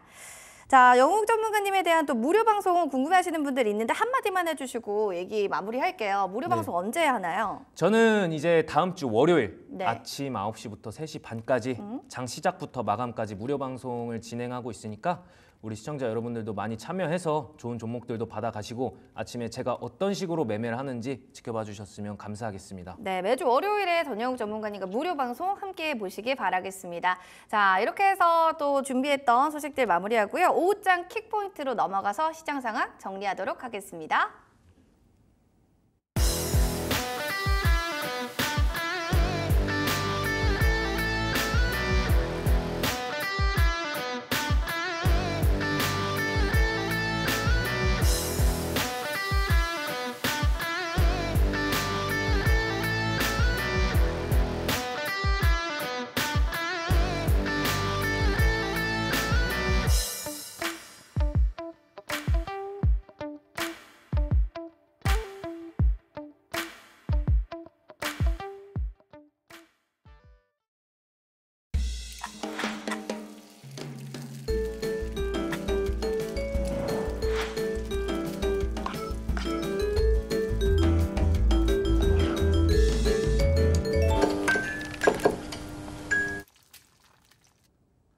오후장 킥포인트의 박수연입니다. 오늘도 상승하고 있는 업종과 하락하고 있는 업종 알아보고 오후장 전략까지 짚어볼 텐데요. 오늘 양시장 빨간불 켜줬습니다. 8월의 마지막 거래일인 만큼 힘써주고 있는데요. 오랜만에 코스피와 코스닥이 빨갛게 올라가면서 특히 코스닥 지수는 760선을 회복한 모습입니다. 이러한 시장 상황 속에 상승하는 업종과 하락하는 업종 자세히 살펴보겠습니다. 먼저 상승하는 업종부터 열어볼게요. 오늘 상승 테마로는 딥페이크가 나와 있습니다. 딥페이크 대응 전담팀 출동이라는 제목으로 자세한 종목 이슈 다뤄볼게요. 네, 오늘도 5가지 종목이 준비가 되어 있는데요. 아무래도 테마성 장세인 만큼 주의하실 필요는 있겠지만 이렇게 15%, 23%라고 하는 강한 시세를 분출하고 있기 때문에 오늘 한번 짚고 가시면 좋겠습니다. 전체적으로 비슷한 주가 추이를 보이고 있습니다. 장 초반부터 크게 뛰어 올라서 계속해서 상승폭을 그려나가고 있는 모습인데요. M83만 오늘 장 초반에 살짝 음전했다가 이후로 크게 껑충 뛰더니 천천히 오름세를 이어나가고 있는 모습입니다. 라운시큐어 15% 올라갔습니다. 2,410원의 현재가 나오고 있고요. M83 같은 경우는 정말 등락률이 크게 올라왔는데 사실 제가 대본 쓸 때까지만 해도 한 8%였거든요. 아주 크게 시세 분출하고 있는 모습입니다. 26,100원 지나가고 있습니다. 이스트소프트도 오늘 15,360원의 매매가가 체결되고 있는데요. 8% 뛰어 올랐습니다. 이렇게 상승하는 업종 살펴봤습니다. 이후로 하락하는 업종도 함께 짚어볼게요. 네, 오늘 상승하는 업종으로 딥페이크가 있었다면 하락하는 업종으로는 게임 관련주들이 있습니다.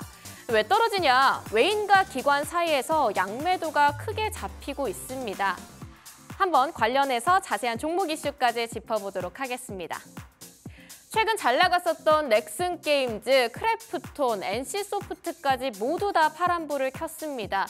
특히 넥슨 게임즈 낙폭이 큽니다. 19% 떨어졌고요. NC소프트도 2% 떨어졌습니다. 게임주 가지고 계셨던 투자자분들께서는 오늘 참 애석한 마음 가지고 계실 것 같습니다. 넥슨 게임즈 19,480원에 현재가 나오고 있고요. 크래프톤은 32만 7천원, NC소프트는 18만 7,700원으로 크게 떨어졌습니다. 특히 한빛소프트 같은 경우는 8월 9일부터 계속해서 오름세를 키워나갔었는데 오늘은 전체적으로 게임주 주식 가격이 좋지 않아서 그런지 낙폭을 피해가지 못했습니다. 6% 떨어지면서 180원 정도 내려앉은 모습입니다. 이렇게 하락하는 업종까지 짚어봤는데요. 지금부터는 오후장 전략 한번 챙겨보도록 하겠습니다. 오늘은 좀 새로운 분이 나와 계십니다. 딜사이트 S의 김동석 전문가님 모시고 자세한 전략 이야기 들어보도록 하겠습니다. 전문가님 안녕하세요. 네, 반갑습니다. 네, 오랜만에 빨간불이 양시장에 들어와서 오늘은 하락하는 업종 찾기가 참 힘들었는데요. 이렇게 강한 시장 상황 속에서 오후장 전략은 어떻게 챙겨보는 게 좋을까요? 일단 지금 오전장 먼저 설명을 드리면은 실제 지금 오전장 흐름 자체가 이 엔비디아가 어제 시간에서 많이 빠졌죠. 마이너스 7%가량 급락이 나왔는데 실적이 좋게 나왔음에도 빠졌습니다. 근데 그 이유에 대해서 얘기할 수 있는 이유는 사람들의 기준이 너무 높습니다. 엔비디아는 흠이 아예 있으면 안 돼요. 근데 실적도 좋았고, EPS 좋았고 다 좋았는데 사실 이익률 자체가 조금 떨어졌다. 원래 예상했던 부분은 한 78% 정도였는데 75.1%야? 뭐 이 정도면은 흠이 좀 생긴 거 아닌가 해서 급락을 한 거죠. 그래서 마이너스 7%대 하락을 어제 우리가 시장에서 영향을 받았고 그다음에 어제자에서 미국장 같은 경우는 6% 마감을 하다 보니까 마이너스. 그래도 그나마 좀 낮게 올라온 거죠. 그래서 국내장이 오늘 그나마 반등했다고 볼 수 있는 부분이고 근데 그럼에도 지금 이 국내장 같은 경우는 시장이 좀 지지부진합니다. 정확히 말하면 주도주가 없다라는 거죠. 개별적인 이슈인 기업들만 상승이 나오고 움직이고 있고요. 실제 우리가 주도주라 부르는 뭐 반도체라든가 2차 전지라든가 제약바이오 대형주 같은 경우에는 큰 움직임이 안 나와주고 있다라고 볼 수 있을 것 같습니다. 그래서 지금은 관망을 하고 있다. 왜? 9월 FOMC 있죠. 선물옵션 동시만기일이 있습니다. 그리고 대선 토론까지 있다 보니까 사람들이 일단은 조금 지켜보자라는 분위기가 많이 강한 것 같습니다. 그다음에 추가적으로 그럼에도 실적이 개선될 걸로 전망되는 2차 전지는 최저점에서 다른 기업들과 다르게 우상향이 좀 만들어지고 있는 그런 시장 상황이라고 오전장에 말씀드리겠고요. 그렇다면 이제 앞으로 우리 오후장에 어떻게 대응을 해야 되냐에 대해서 좀 설명을 드리면은 일단 다음 주 월요일이 미국에서 노동절 휴일입니다. 그래서 9월 2일이 미국은 휴장이에요. 근데 보통 미국 휴장을 하게 되면은 국내장 같은 경우에는 지지부진하거든요. 근데 그 영향이 아마 오늘 오후장부터 들어올 가능성이 높습니다. 그러면 오후장부터 수급이 좀 줄어든다. 그 뜻은 우리가 지금 개별 이슈로 올라가고 있는 딥페이크와 관련된 기업들의 윗꼬리가 될 수도 있는 겁니다. 왜냐하면 주도주가 아니기 때문에 실제 오늘 이슈가 나오고 그 이슈가 AI 정책으로 진행이 되지 않는 이상은 계속 이어지기 힘든 부분이거든요. 그러다 보니까 우리는 딥페이크 관련된 기업의 윗꼬리를 좀 조심해야 된다라고 말씀을 드리고요. 추가적으로 안정적으로 잘 버텨주는 예를 들어 최근에 상한가가 어디서 나왔냐면은 ENC 아니면 넥스트 바이오 메디컬 아니면 TDS팜 대부분 제약바이오 아니겠습니까? 결국에는 이 추세적으로 구조적으로 성장할 수 있는 금리 인하의 수혜를 받는 기업들이 잘 버텨준다라는 거예요. 그래서 안정적인 흐름을 본다면 2차 전지나 제약바이오 쪽의 흐름을 오후장에 보는 게 낫지 않나. 그리고 아까 말씀드린 대로 딥페이크에 대한 윗꼬리는 우리가 조금 조심할 필요가 있겠다 말씀을 좀 드리도록 하겠습니다. 네, 오늘 제가 뽑아본 딥페이크 관련주들은 윗꼬리를 주의해야겠습니다. 2차 전지 관련주의 섹터 강세 흐름을 조금 집중해보면 좋을 것 같습니다. 전문가님 말씀 감사합니다. 감사합니다. 네, 지금까지 오후장 킥포인트였습니다.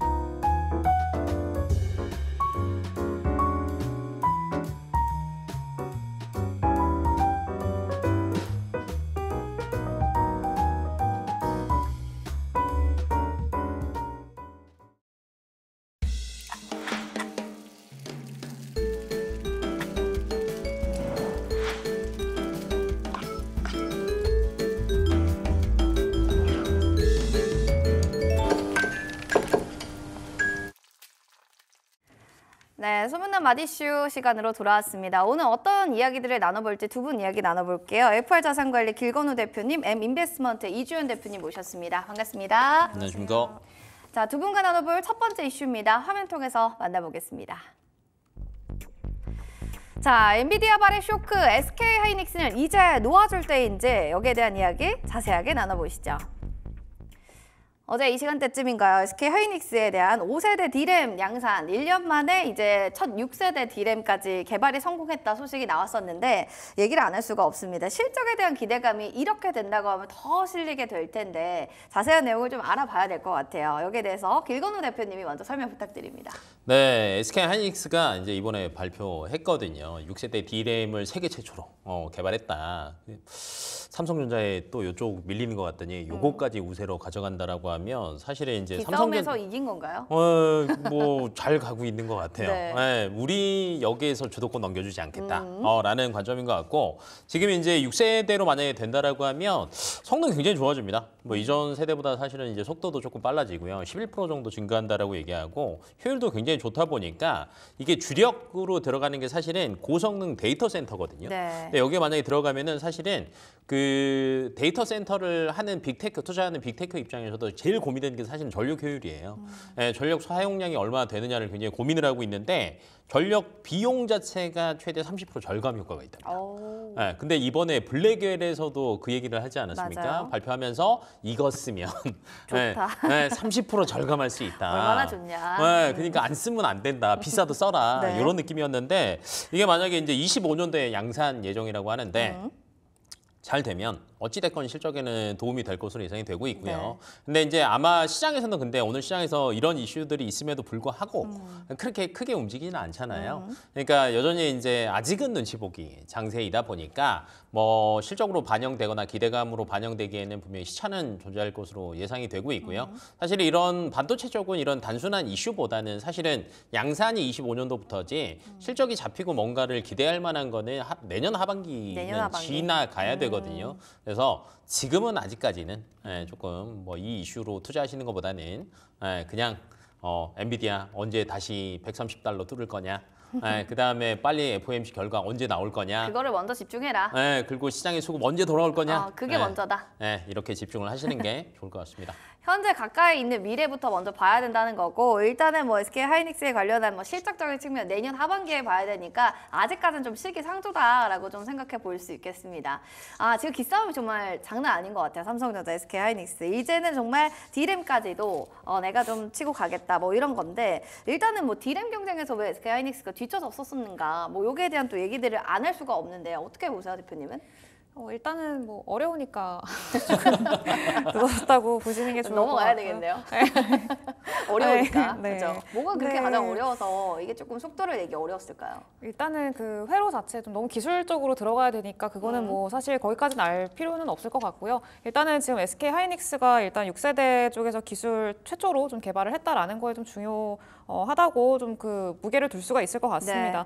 원래는 5세대까지만 하더라도 이제 마이크론이 사실 가장 먼저 개발을 했었고요. 22년도에. 그리고 그 다음으로 삼성전자가 작년 5월 달에 이제 개발하고 양산까지 성공을 했습니다. 최초로 양산을 한 거고요. 그래서 일단 SK하이닉스는 그런 것들에 비하면 5세대 쪽에서는 많이 늦춰졌다 이렇게 좀 평가를 받았었는데 이제 이번에 6세대는 SK하이닉스가 지금 최초로 개발을 했다 이런 이슈가 나왔기 때문에 앞서서도 말씀을 해주셨다시피 지금 D램 시장에서도 어느 정도 삼성전자가 이렇게 꽉 잡고 있던 그 시장까지 좀 추격을 하고 있는 그런 모습을 보이고 있다라고 보시면 좋을 것 같습니다. 그래서 일단은 삼성전자도 그럼 여기서 뭐 놀고 있냐 그거는 아니고요. 일단은 연내 개발 할 거고 양산까지 목표로 하고 있다라고 이야기를 했습니다. 삼성전자도. 그래서 일단은 지금 서로 경쟁 자체가 좀 심화되고 있는 상황이다. 이렇게 보셔야 될 것 같고요.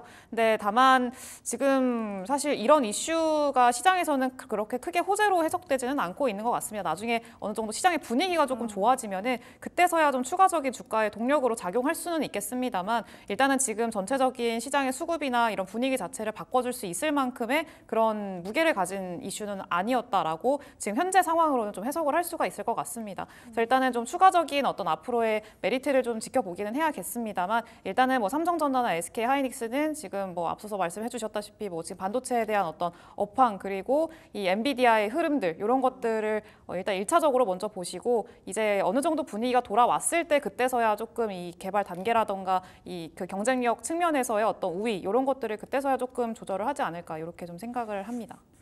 일단 어려워도 따라가겠다. 디램까지도 우리가 일단 차지해 보겠다. 이런 이유에서 좀 열심히 경쟁을 하고 있는 것 같다라고 얘기해 주셨어요. 일단은 어떻게 되느냐에 대한 결과물을 보고서 판단을 하시는 게 좀 좋을 것 같습니다. 지금 보면은 뭐 SK 하이닉스, 뭐 엔비디아 올해 3, 4분기 양산을 했는데 또 공급에 대한 목표도 4.4분기에 대규모로 하겠다. 뭐 이런 얘기들이 있어요.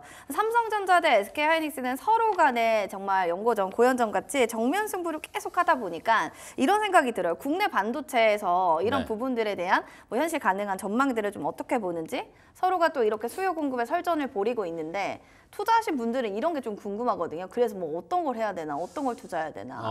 이제 기술 발전으로 따진다라고 하면 사실은 항상 엎치락 뒤치락이에요.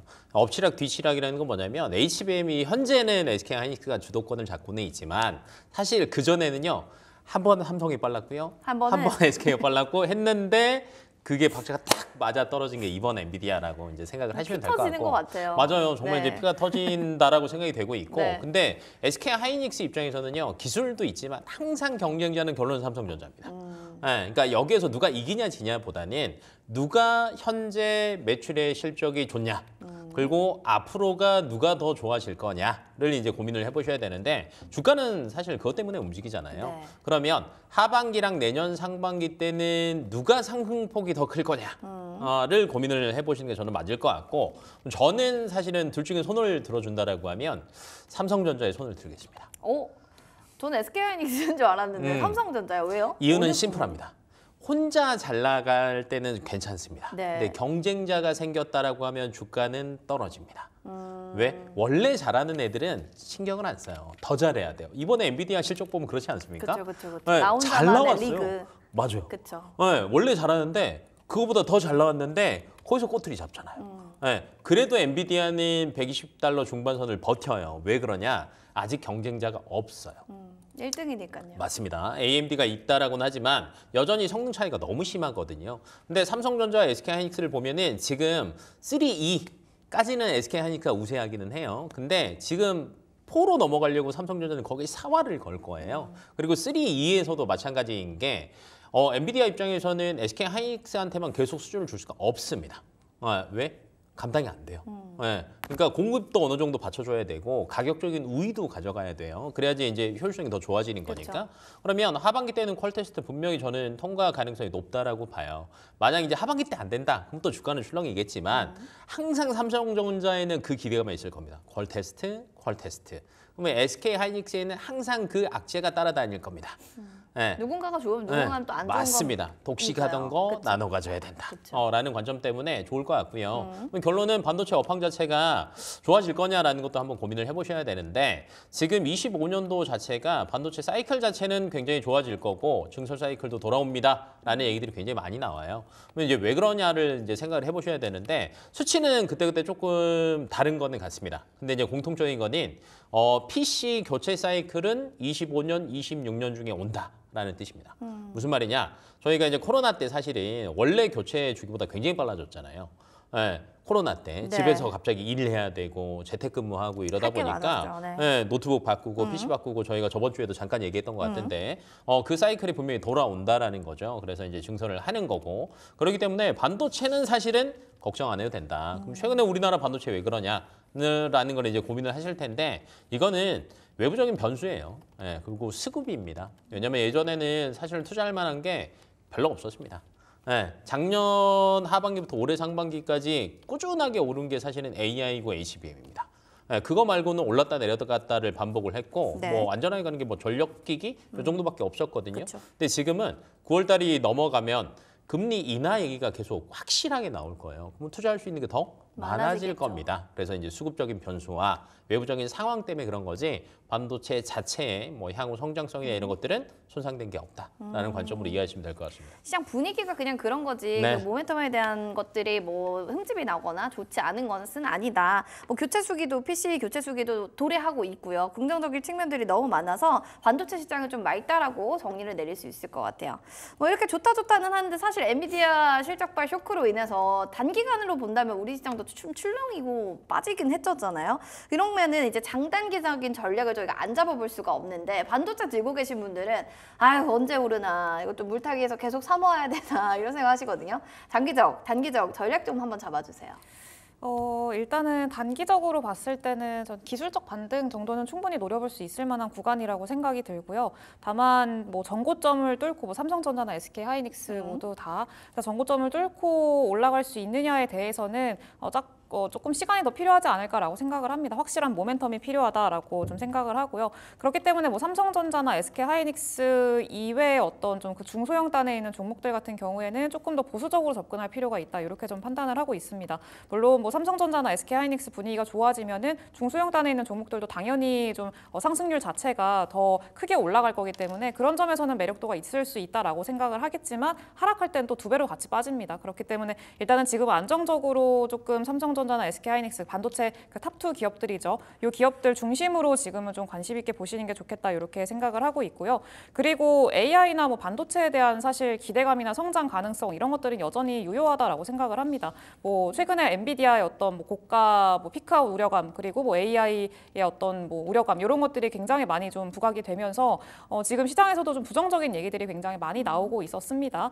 다만 어제도 그 미국 증시를 보시면은 아시겠지만 엔비디아는 또 6% 넘게 급락을 했는데 그 외에 또 그 반도체 기업들 같은 경우에는 굉장히 또 나쁘지 않았습니다. 나름 선방하는 모습들 보여줬었고요. 애플 같은 경우에도 AI 또 기대감 덕분에 1% 넘게 상승을 하는 그런 좀 차별화되는 모습들을 보여주기도 했습니다. 그래서 일단은 그 기대감 자체는 여전히 유효하고 종목별로 조금 차별화가 진행이 되고 있다라는 점에서 봤을 때는 충분히 이런 모멘텀 자체를 끌고 갈 수 있을 만한 힘이 여전히 남아있다라고 생각을 하고 있고요.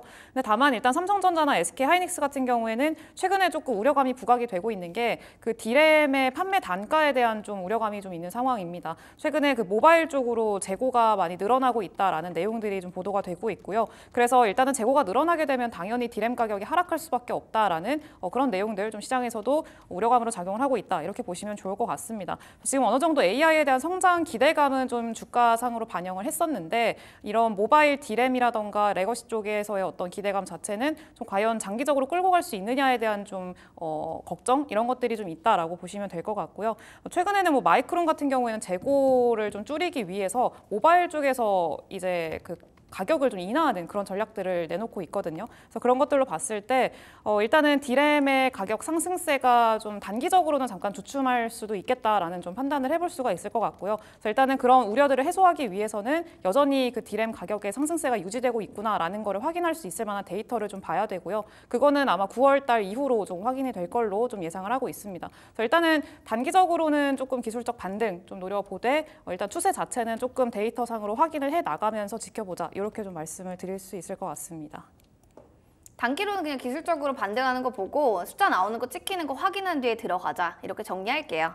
다음으로 엔비디아 차세대 AI 뭐 블랙웰 아까 또 사실 대표님이 얘기해 주셔서 여기에 대한 얘기를 좀 해보겠습니다. 아무래도 일단 이런 얘기들이 있어요. 블랙웰에서 초기 설계 문제, 출하 시기 지연 이런 것들 때문에 일단 올 하반기에 사업의 불확실성이 커진다 분석이 나오거든요. 근데 또 황 CEO는 이런 얘기를 해요.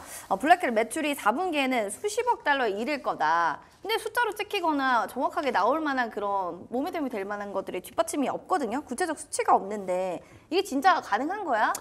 결론은 질문들이 이제 있어요. 아직 안 팔렸으니까. 그쵸? 안 나왔으니까. 야, 네. 숫자 안 보이는데 너 그렇게 확신해? 라는 뜻이잖아요. 근데 저는 젠슨 왕이 조금 더 우세할 거라고 봐요. 이 이야기에는 뭔가 근거가 있다. 근거가 있다라는 거죠. 이유인 즉슨 결론은 빅테크들이 항상 자금을 집행할 때 올해 돈 얼마 정도 쓸 거야라는 가이드를 잡고 시작을 합니다. 근데 올해 그 어찌됐건 그 데이터 센터에 투자하는 금액 자체가 세팅이 됐을 거 아니에요. 근데 상반기 때 보니까 원래 뭐 상반기 50, 하반기 50 꾸준하게 분기별로 꾸준하게 증설을 하는 게 사실은 제일 좋잖아요. 네네. 근데 상반기 때 전체 1년치 집행 금액에서 투자한 게 40%대입니다. 절반이 안 돼요. 그러면 나머지 하반기 때 어차피 절반기 때 못한 것까지 집행한다라고 하면 더 길어질 걸로 보고요. 그쵸. 그럼 빅테크들이 왜 집행을 조금 미뤘을까라는 걸 고민을 해보셔야 되는데 저는 두 가지라고 봅니다. 첫 번째는 금리 인하. 생돈 내 돈으로 할 거냐 빌려다가 할 거냐라는 고민. 네. 두 번째는 신제품.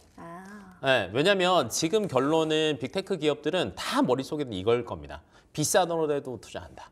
왜? 격차를 벌려야 되니까. 그러면 기존 호퍼를 살 거냐, 블랙엘을 살 거냐를 고민을 할 거예요. 그러면 저는 차라리 조금 더 기다립니다.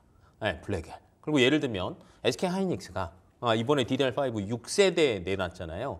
요거 하면 전력 효율 더 좋대요. 블랙엘 쓰면 전력 효율 더 좋대요. 기다려야죠. 전 기다리고 이거 집행을 더 합니다. 그러면 충분히 제순하게 얘기한 거에는 근거가 분명히 있다라고 보고 있고 지금 B200이잖아요. 근데 여기에 5세대 HBM이 8개 들어가요. 안 그래도 HBM 잘 나갔었는데 B200으로 바뀌면 8배가 뜬다는 겁니다. 네, 근데 GB200이라고 해서 초고성능. 근데 저는 여기도 분명히 수요는 많을 거라고 보거든요. 비싸더라도. 네. 근데 여기는 16개 들어갑니다. 네, 그러면 기존의 수요보다 훨씬 더 많이 들어간다는 건데 이거를 SK하이닉스 입장에서도 삼성전자 입장에서도 따라가려면 지금부터 생산을 계속 해놔야 돼요. 그래서 SK하이닉스도 그렇고 삼성전자도 그렇고 HBM3 이 8단을 3분기부터 생산 시작하고요. 4분기에는 12단 양산 시작합니다. 그러면 얘네들도 3분기와 4분기에는 이 실적이 잡히기 시작을 할 거예요. 그래서 전반적으로 보면 블랙엘에 대한 기대감은 여전하고 뭐 숫자가 찍혀봐야 정확한 수치는 나오겠지만 앞에 얘기했던 여러 가지 근거들을 도입시켜 보신다라고 하면은 저는 충분히 앞으로 가능성이 훨씬 더 많이 남아 있고. 수혜주로면 국내 뭐 IT 투톱이라고 딱 뽑을 수 있을까요? 그렇죠. 플러스 알파로 이제 삼성전자가 저는 아까 얘기했던 여전히. 것처럼 SK 거 뺏어옵니다. 네, 그래서 삼성전자다. 네. 알겠습니다. 큰 수혜는 블랙엘의 수혜주, 삼성전자로 좀 뭔가 마무리가 되는 기분이에요. 자, 이렇게 해서 좀 정리해 주시면 좋을 것 같고 마감장 반도체 관련 좀 이지훈 대표는 좀 어떤 걸 보고 있을지 이야기 좀 나눠보겠습니다. 화면으로 먼저 종목들 만나보시죠. 자, 이오테크닉스, 삼성전자, 서진시스템, 원익IPS 다양하게 있는데 그중에 원픽주 살펴보겠습니다. 네, 삼성전자를 이지훈 대표도 원픽주로 뽑고 있습니다. 오늘 뭐 두 분이 사전에 같이 뭐 이야기를 맞추신 건가요, 말을? 전혀입니다. 아닌가요? 네. 또 이렇게 통하신 이유, 삼성전자가 어느 쪽으로 또 긍정적인 이유가 뭘까요? 마감 전에 우리가 왜 봐야 되나요? 일단은 비슷한 의견이기는 합니다. 뭐 사실 기존에 잘하고 있던 기업들도 점유율을 뺏기게 되면은 당연히 좀 주가상으로도 좀 리스크를 반영을 할 수밖에 없습니다. 최근에 사실 우리 그 보톡스 관련한 종목들도 보면은 되게 그런 모습들이 많이 뚜렷하게 나타나거든요. 그러니까 대웅제약 같은 경우에는 원래 기존에 그 미국에 진출해서 이미 점유율을 10% 이상 보유를 하고 있는 기업입니다. 근데 지금 휴젤 같은 경우에는 올해 FDA 승인을 받아서 내년부터 매출이 날 걸로 예상을 하고 있거든요. 근데 지금 뭐 주가상으로 흐름들 보면은 뭐 서로 엇갈리는 흐름들이 장난이 아닙니다. 뭐 휴젤 같은 경우는 이전에 급락분 다 메우고 이미 한 3배 정도 2배 이상 상승이 나온 그런 상황인데 대웅제약은 아직까지 이전에 급락분 메우지도 못했습니다. 이런 식으로 조금 점유율을 뺏기게 된다라고 하면은 주가상으로 조금 반영이 많이 리스크적으로 반영이 된다라고 보시면 좋을 것 같고 삼성전자랑 SK하이닉스도 아마 비슷한 흐름들을 좀 예상을 해볼 수 있지 않을까라고 생각을 합니다. 그래서 일단은 삼성전자가 이제 그 엔비디아 쪽으로 퀄 테스트를 통과를 해야 어느 정도 좀 시장에서는 좀 윤곽이 잡힐 걸로 일단 예상을 하고 있기는 합니다만 일단은 지금 현재 예상을 하는 거는 4분기에 그 3, 8단 양산을 할 걸로 예상을 하고 있고요. 그리고 그 내년에 한 12단 정도 양산을 하지 않을까 이렇게 좀 생각을 하고 있습니다. 일단 올해 2분기 때 컨퍼런스 콜에서 삼성전자가 되게 공격적으로 조금 이야기를 했었잖아요. 네, 근데 일단은 현실적으로 생각을 했을 때 삼성전자가 상반기 대비해서 하반기 HBM 매출이 한 3.5배 정도 늘어날 거다라고 얘기를 했었는데 그게 과연 가능할까라고 생각을 하면은 조금 힘들 것 같기는 합니다. 그 보수적으로 좀 봐야 될 것 같기는 해요. 삼성전자의 말에 대해서 연간으로 보면은 지금 뭐 SK하이닉스랑 비슷한 수준의 어떤 수량을 이 하반기에 다 뽑아내야 되고요. 그 목표치를 채우려면은 그리고 이 퀄 테스트 인증 받고 나서 3개월 동안 지금 남은 시간이 한 3, 4개월밖에 안 되는데 3, 4개월 동안에 연간 수량의 75%를 판매를 해야 됩니다. 있습니다. 그래야지 이제 목표치를 맞출 수가 있는 건데 일단은 그 너무 그 공격적인 의견에 대한 완전히 그 뭐 믿고 가는 것보다는 조금 보수적으로 생각을 했을 때 아마 내년 정도면은 그래도 어떤 실적상으로 HBM이 좀 매출의 기여도가 좀 올라가지 않을까라고 생각을 하고 있고요. 어쨌든 좀 너무 단기적으로 보시기보다는 아예 정말 단기적으로 기술적 반등을 노리거나 아니면은 정말 장기적으로 이제 쭉 끌고 안정적으로 끌고 가거나 둘 중 하나로 선택을 하시면은 삼성전자는 좀 안정적으로 끌고 갈 수 있을 만한 그런 종목이지 않을까 이렇게 생각을 하고 있습니다. 뭔가 안정적으로 쭉 끌고 가는 빠질 때마다 눌릴 때마다 사는 종목으로 가져가시거나 기술적 반등 올 때까지 그때만 좀 들고 가시거나 이렇게 얘기해 주셨는데 어쨌거나 저쨌거나 삼성전자에 대한 두 분의 사랑을 오늘 또 느껴볼 수 있었습니다. 자, 그럼 이어서 두 번째 이슈 저희가 또 분위기 전환하는 겸 살펴볼게요. 어떤 주제인지 살펴보시죠. 두 번째입니다. 그룹 합병이 정말 쉽지는 않습니다. 두산 원전에만 집중하고 있는데요. 여기에 대한 이야기 나눠보겠습니다. 자, 여론에 밀린 또 두산그룹, 두산바켓 로보틱스 흡수합병이 좀 포기가 됐습니다. 그래서 여기에 대해서 얘기가 나온 게 이렇게 흡수합병을 하려고 했던 배경에는 정말 글로벌 원전에 대한 그 절박함? 이게 또 배경에 있다. 뭐 이런 얘기들이 있는데 그게 진짜 맞나요? 이런 것들을 좀 체크해봐야 될 것 같은데 이주연 대표님? 네, 일단은 뭐 그만큼 좀 절박했나요? 네, 여러 가지 이유들이 있었던 것 같은데 네. 일단은 최근에 그 두산바켓이랑 로보틱스 그 합병 이슈로 인해서 시장에서 조금 많이 뜨거웠었죠. 주주들도 그 이제 좀 이야기가 많았었고 좀 싸늘한 반응들이 좀 있었는데 일단은 그 주주 교환 비율 자체가 그렇게 좀 좋은 그런 비율은 아니었었습니다. 일단 이번에 그 결과로 하면은 그 뭐 이게 다 끝난 거냐 분할 합병이나 이런 것들이 이제 아예 다 파토가 난 거냐라고 한다면 그거는 아니고요. 분할 합병은 유지는 되는데 이제 주식 교환에 대한 것만 지금 이제 취소가 됐다라고 보시면 될 것 같습니다. 그래서 일단은 주식 교환 같은 경우에는 아까 1대 0.63 비율로 원래는 좀 주식 교환 비율이 좀 정해졌었습니다. 1위 로보틱스고요. 그리고 0.63이 두산바켓입니다. 근데 두산바켓이 더 적은 비율로 조금 가치가 상정이 된다라는 게 이제 주주들 입장에서는 이해가 안 된다라고 했던 거고요. 싫죠, 당연히. 네, 두산바켓이 사실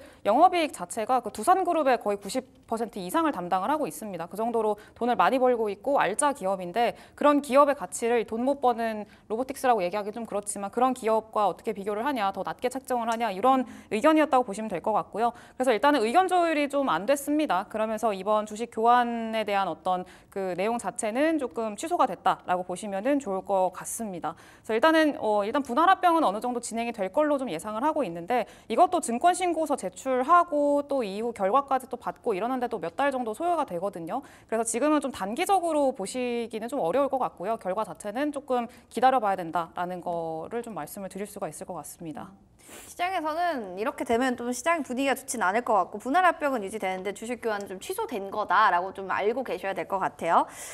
일단 뭐 두산바켓과 로보틱스의 또 눈치 게임 같은 얘기가 나오고 있는 건데 두산그룹이 그러면 이렇게 되면 떠안게 되는 게 굉장히 많습니다. 시장 평가는 좀 어떨지 두산은 또 이런 것들에 대해서 어떻게 좀 우리가 안아가야 될 과제는 무엇인지 하나씩 좀 체크를 해봐야 될 것 같은데 뭐부터 좀 이야기해 주실 수 있을까요? 지금 이제 이게 누구한테 이득이냐 뭐 이거를 그게 한번 차이죠. 따져보셔야 될 것 같은데 뭐 크게 바뀌는 거 없을 것 같습니다. 원래 이제 두산 에너빌리티가 두산 바켓과 두산 로보틱스를 하려고 했던 가장 큰 이유는 두 개예요.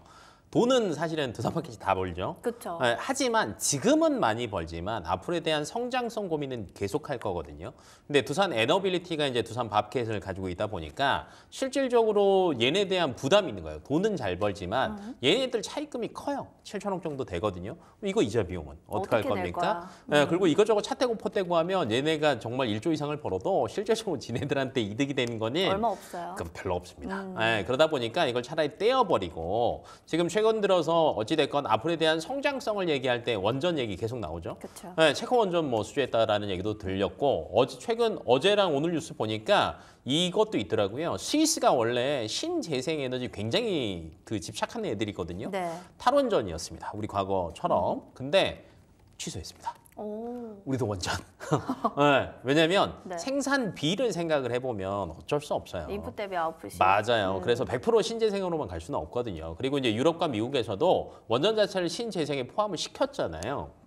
그러니까 그렇게 탈원전은 아닌 거예요. 이상하게 가는 거는 아니기 때문에 앞으로에 대한 성장성은 분명히 있어요. 원전이. 그럼 두산 에너빌리티 입장에서 보면은 수주를 공격적으로 받으려면 캐파 증설은 필수입니다. 네. 앞으로에 대한 성장성을 본다라고 하면 그러면 빨리 7천억 떨어버리고 그다음에 현금 가지고 있던 건 뭐 등등등 하고 팔아서 현금 확보해서 1조 이상의 실탄 확보한 다음에 설비 투자한다 이 계획이었거든요.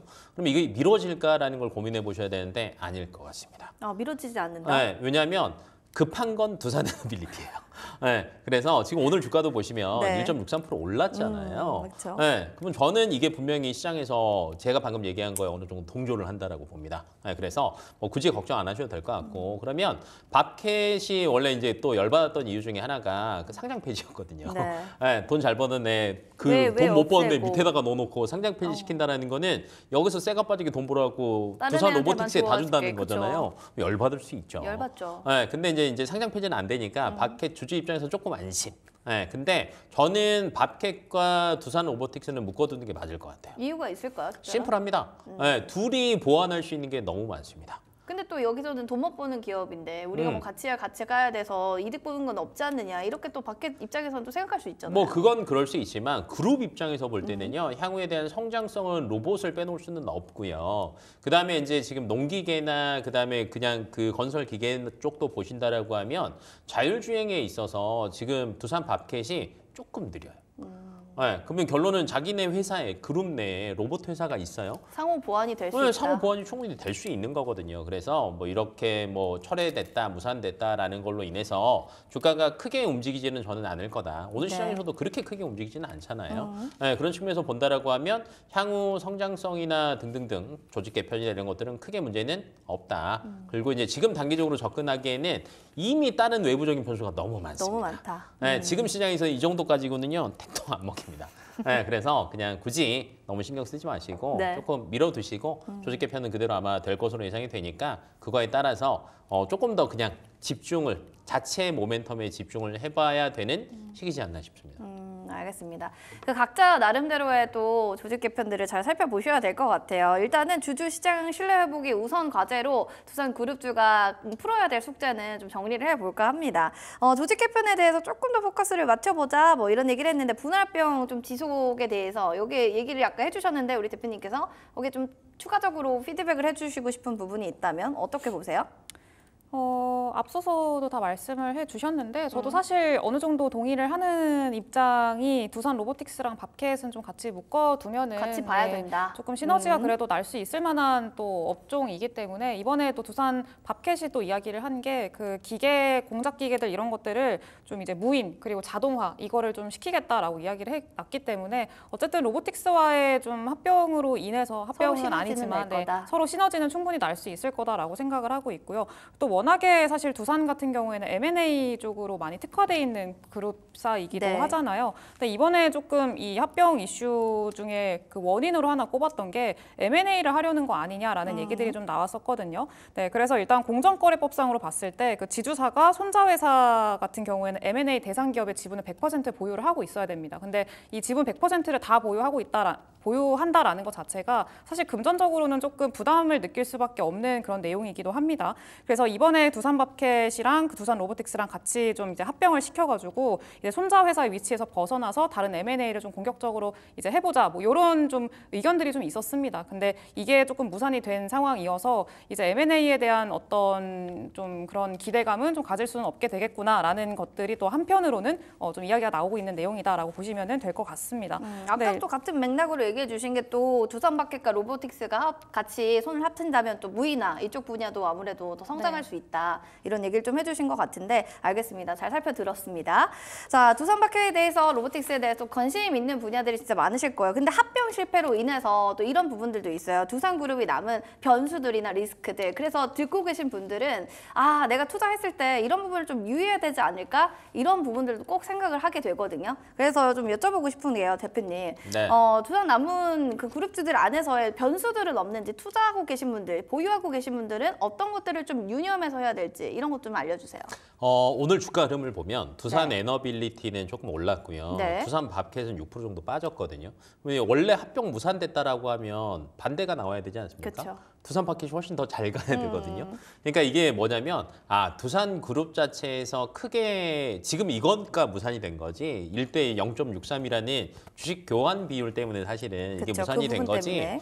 이거를 크게 보면 큰 움직임은 바뀔 상황은 없다라는 거예요. 그러면 두산 밥켓을 가지고 계신 분들 입장에서는 사실은 주가가 거의 고점 62,000원 찍고 현재 많이 떨어졌죠. 예, 저점 대비해서는 그래도 회복은 어느 정도는 했지만 여전히 61선 아래에 있단 말이에요. 그럼 이거를 꺾을 만한 게 뭐가 있을까를 따져보신다라고 하면 실적 자체에는 큰 훼손은 없습니다. 실적은 아니고. 예, 실적 자체는 큰 훼손은 없지만 반대로 크게 앞으로 늘 만한 것도 없습니다.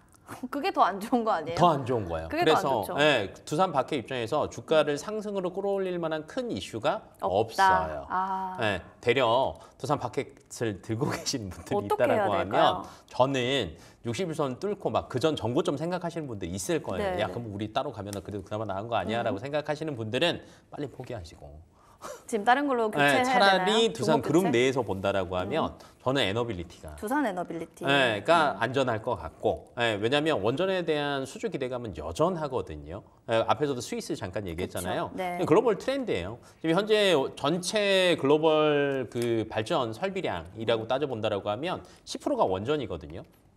근데 이거는 아마 지속적으로 늘어날 것으로 예상하고 있고요. 그다음에 두 번째로는 두산 에너빌리티가 어느 정도 가고 네. 그다음에는 저는 두산 로보틱스가 차라리 훨씬 더 이득이라고 생각하지.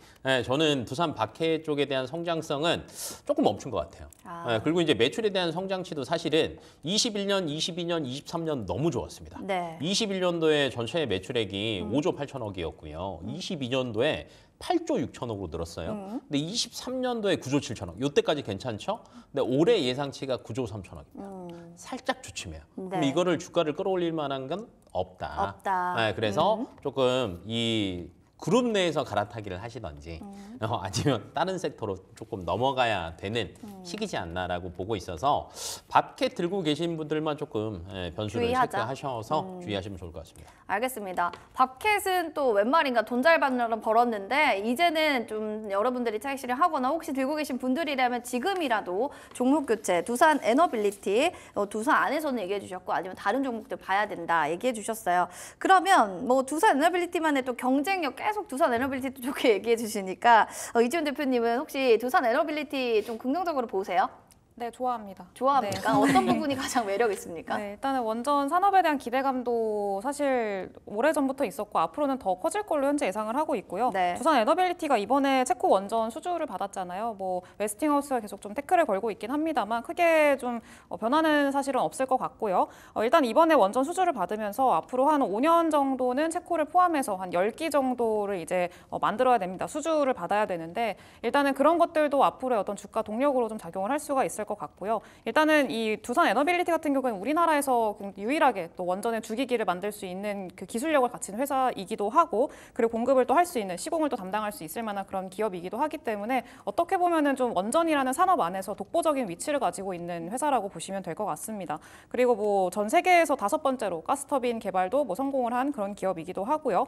그리고 추가적으로 이제 그 원전에서 앞으로 기대감을 많이 가지고 있는 게 또 SMR이기도 합니다. 아직까지는 뭐 실질적인 SMR의 어떤 성과나 이런 것들을 뭐 수치상으로 가시화를 할 수 있을 만한 정도는 아니기는 합니다만 어쨌든 대형 원전의 단점들을 보완을 한 게 좀 SMR이기도 하거든요. 대형 원전의 가장 큰 단점 그리고 많은 그 국가들이 뭐 유럽도 그렇고 이게 원전 자체가 뭐 친환경 에너지가 아니다라고 이야기했던 것 중에 하나가 그 핵 폐기물 있잖아요. 네. 핵 폐기물이 많이 나오는데 그거를 또 친환경이라고 할 수 있느냐 이런 태클이었었거든요. 그래서 일단 유럽 같은 경우에는 이번에 뭐 그 포함을 하긴 했습니다. 친환경 에너지로 원전을 포함을 시키기는 했습니다만 조건부로 승인을 했어요. 완전히 승인한 건 아니고. 근데 그 조건부 중에 하나가 이제 핵 폐기물을 어떻게 처리를 할 거냐. 이 처리에 대한 좀 고민을 해라라는 게 일단 1차적인 조건이었었고요. 그래서 일단은 그런 것들로 생각을 했을 때 SMR 같은 경우에는 이 소형 원자로잖아요. 그렇기 때문에 이 소형 원전은 기존의 핵 폐기물 안 나오죠. 그리고 뭐 대형 원전은 이제 뭐 터지잖아요. 그래서 네. 그런 리스크가 있는데 그런 것도 사실 위험도가 없는 그런 이제 원전이기도 하고요. 그래서 차세대 원전으로서 사실 좀 기대를 해볼 수 있을 만한 여지가 굉장히 굉장히 많은데 이 두산 에너빌리티가 SMR을 좀 선제적으로 많이 좀 접근을 한 그런 모습이 있기 때문에 일단 2019년도에는 그 뉴스케일 파워랑 미국의 뉴스케일 파워 그리고 이제 이번에 최근에는 그 엑스에너지죠. 엑스에너지 쪽으로 어떤 협력 관계를 좀 구축을 해놨기 때문에 앞으로 SMR 산업이 좀 구체화가 된다라고 하면은 주기기 공급에 대한 어떤 기대감도 가져볼 수 있다라는 점에서 주목을 해보시면 좋을 것 같습니다. SMR이라는 키워드가 아무래도 두산 에너빌리티에는 또 모멘텀이 될 만한 동력으로 작용할 거다. 뭐 이렇게 좀 정리를 내리면 좋을 것 같습니다. 두 분 다 두산 에너빌리티 좀 긍정적으로 보고 계신데 그래도 또 길건우 대표님이 원전주 마감 전에 담아보면 어떤 게 좋을지 알려주신다고 합니다. 종목들 먼저 화면으로 만나보시죠. 자, 휴림 로봇 그리고 우진, 서전기전, 한전기술 다양하게 있는데요. 원픽주 살펴보시죠. 역시나 두산 에너빌리티네요. 이야기 짰어요. 들어보십니다.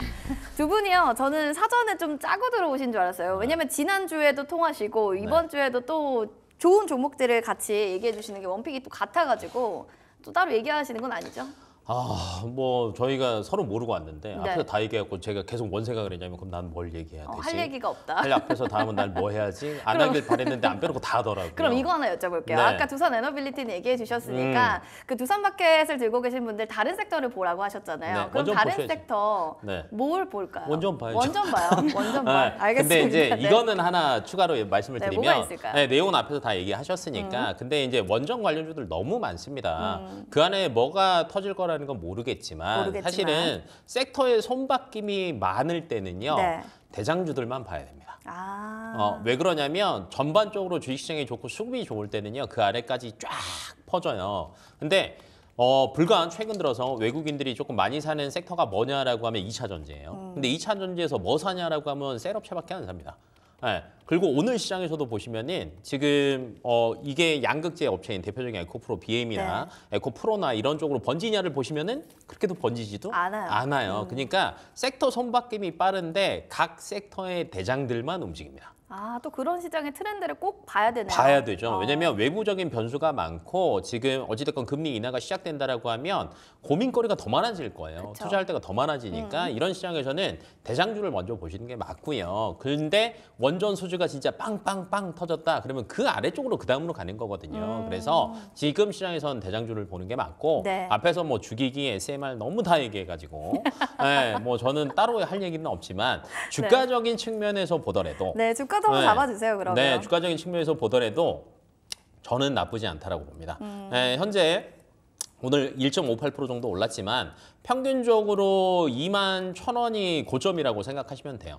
25,000원은 전고점인 거지 이걸 그냥 상단으로 아예 잡으시면 안 되거든요. 그리고 조금 낮게 떨어질 때가 19,000원, 이 밴드가 19,000원에서 21,000원을 왔다 갔다 하다가 어찌됐건 합병 이슈나 등등 얘기가 나오니까 쭉 빠졌던 거예요. 근데 저는 지금 오늘 보면 이제 조금 회복을 했잖아요. 반대로 얘기하면 19,000원을 넘어서는 이유는 충분하다.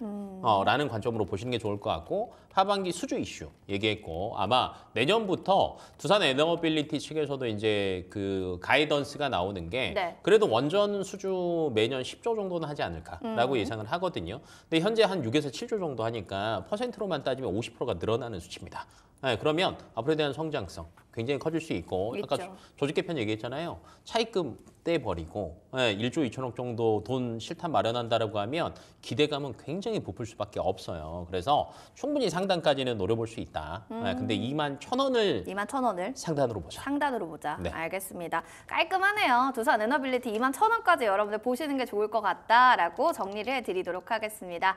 오늘 또 함께해 주신 분들과 이야기 나눠봤고요. 소문난 주식 맛집 주슐랭 오늘 준비한 소식은 여기까지 되겠습니다. 본 프로그램 투자 판단에 대한 도움 말씀 전해드렸어요. 해당 가치에 대한 상승, 하락을 보장하지 않는다는 점 기억해 주시기 바랍니다. 행복한 오후장 되시고요. 저희는 여기서 물러가겠습니다. 시청해 주신 여러분 고맙습니다.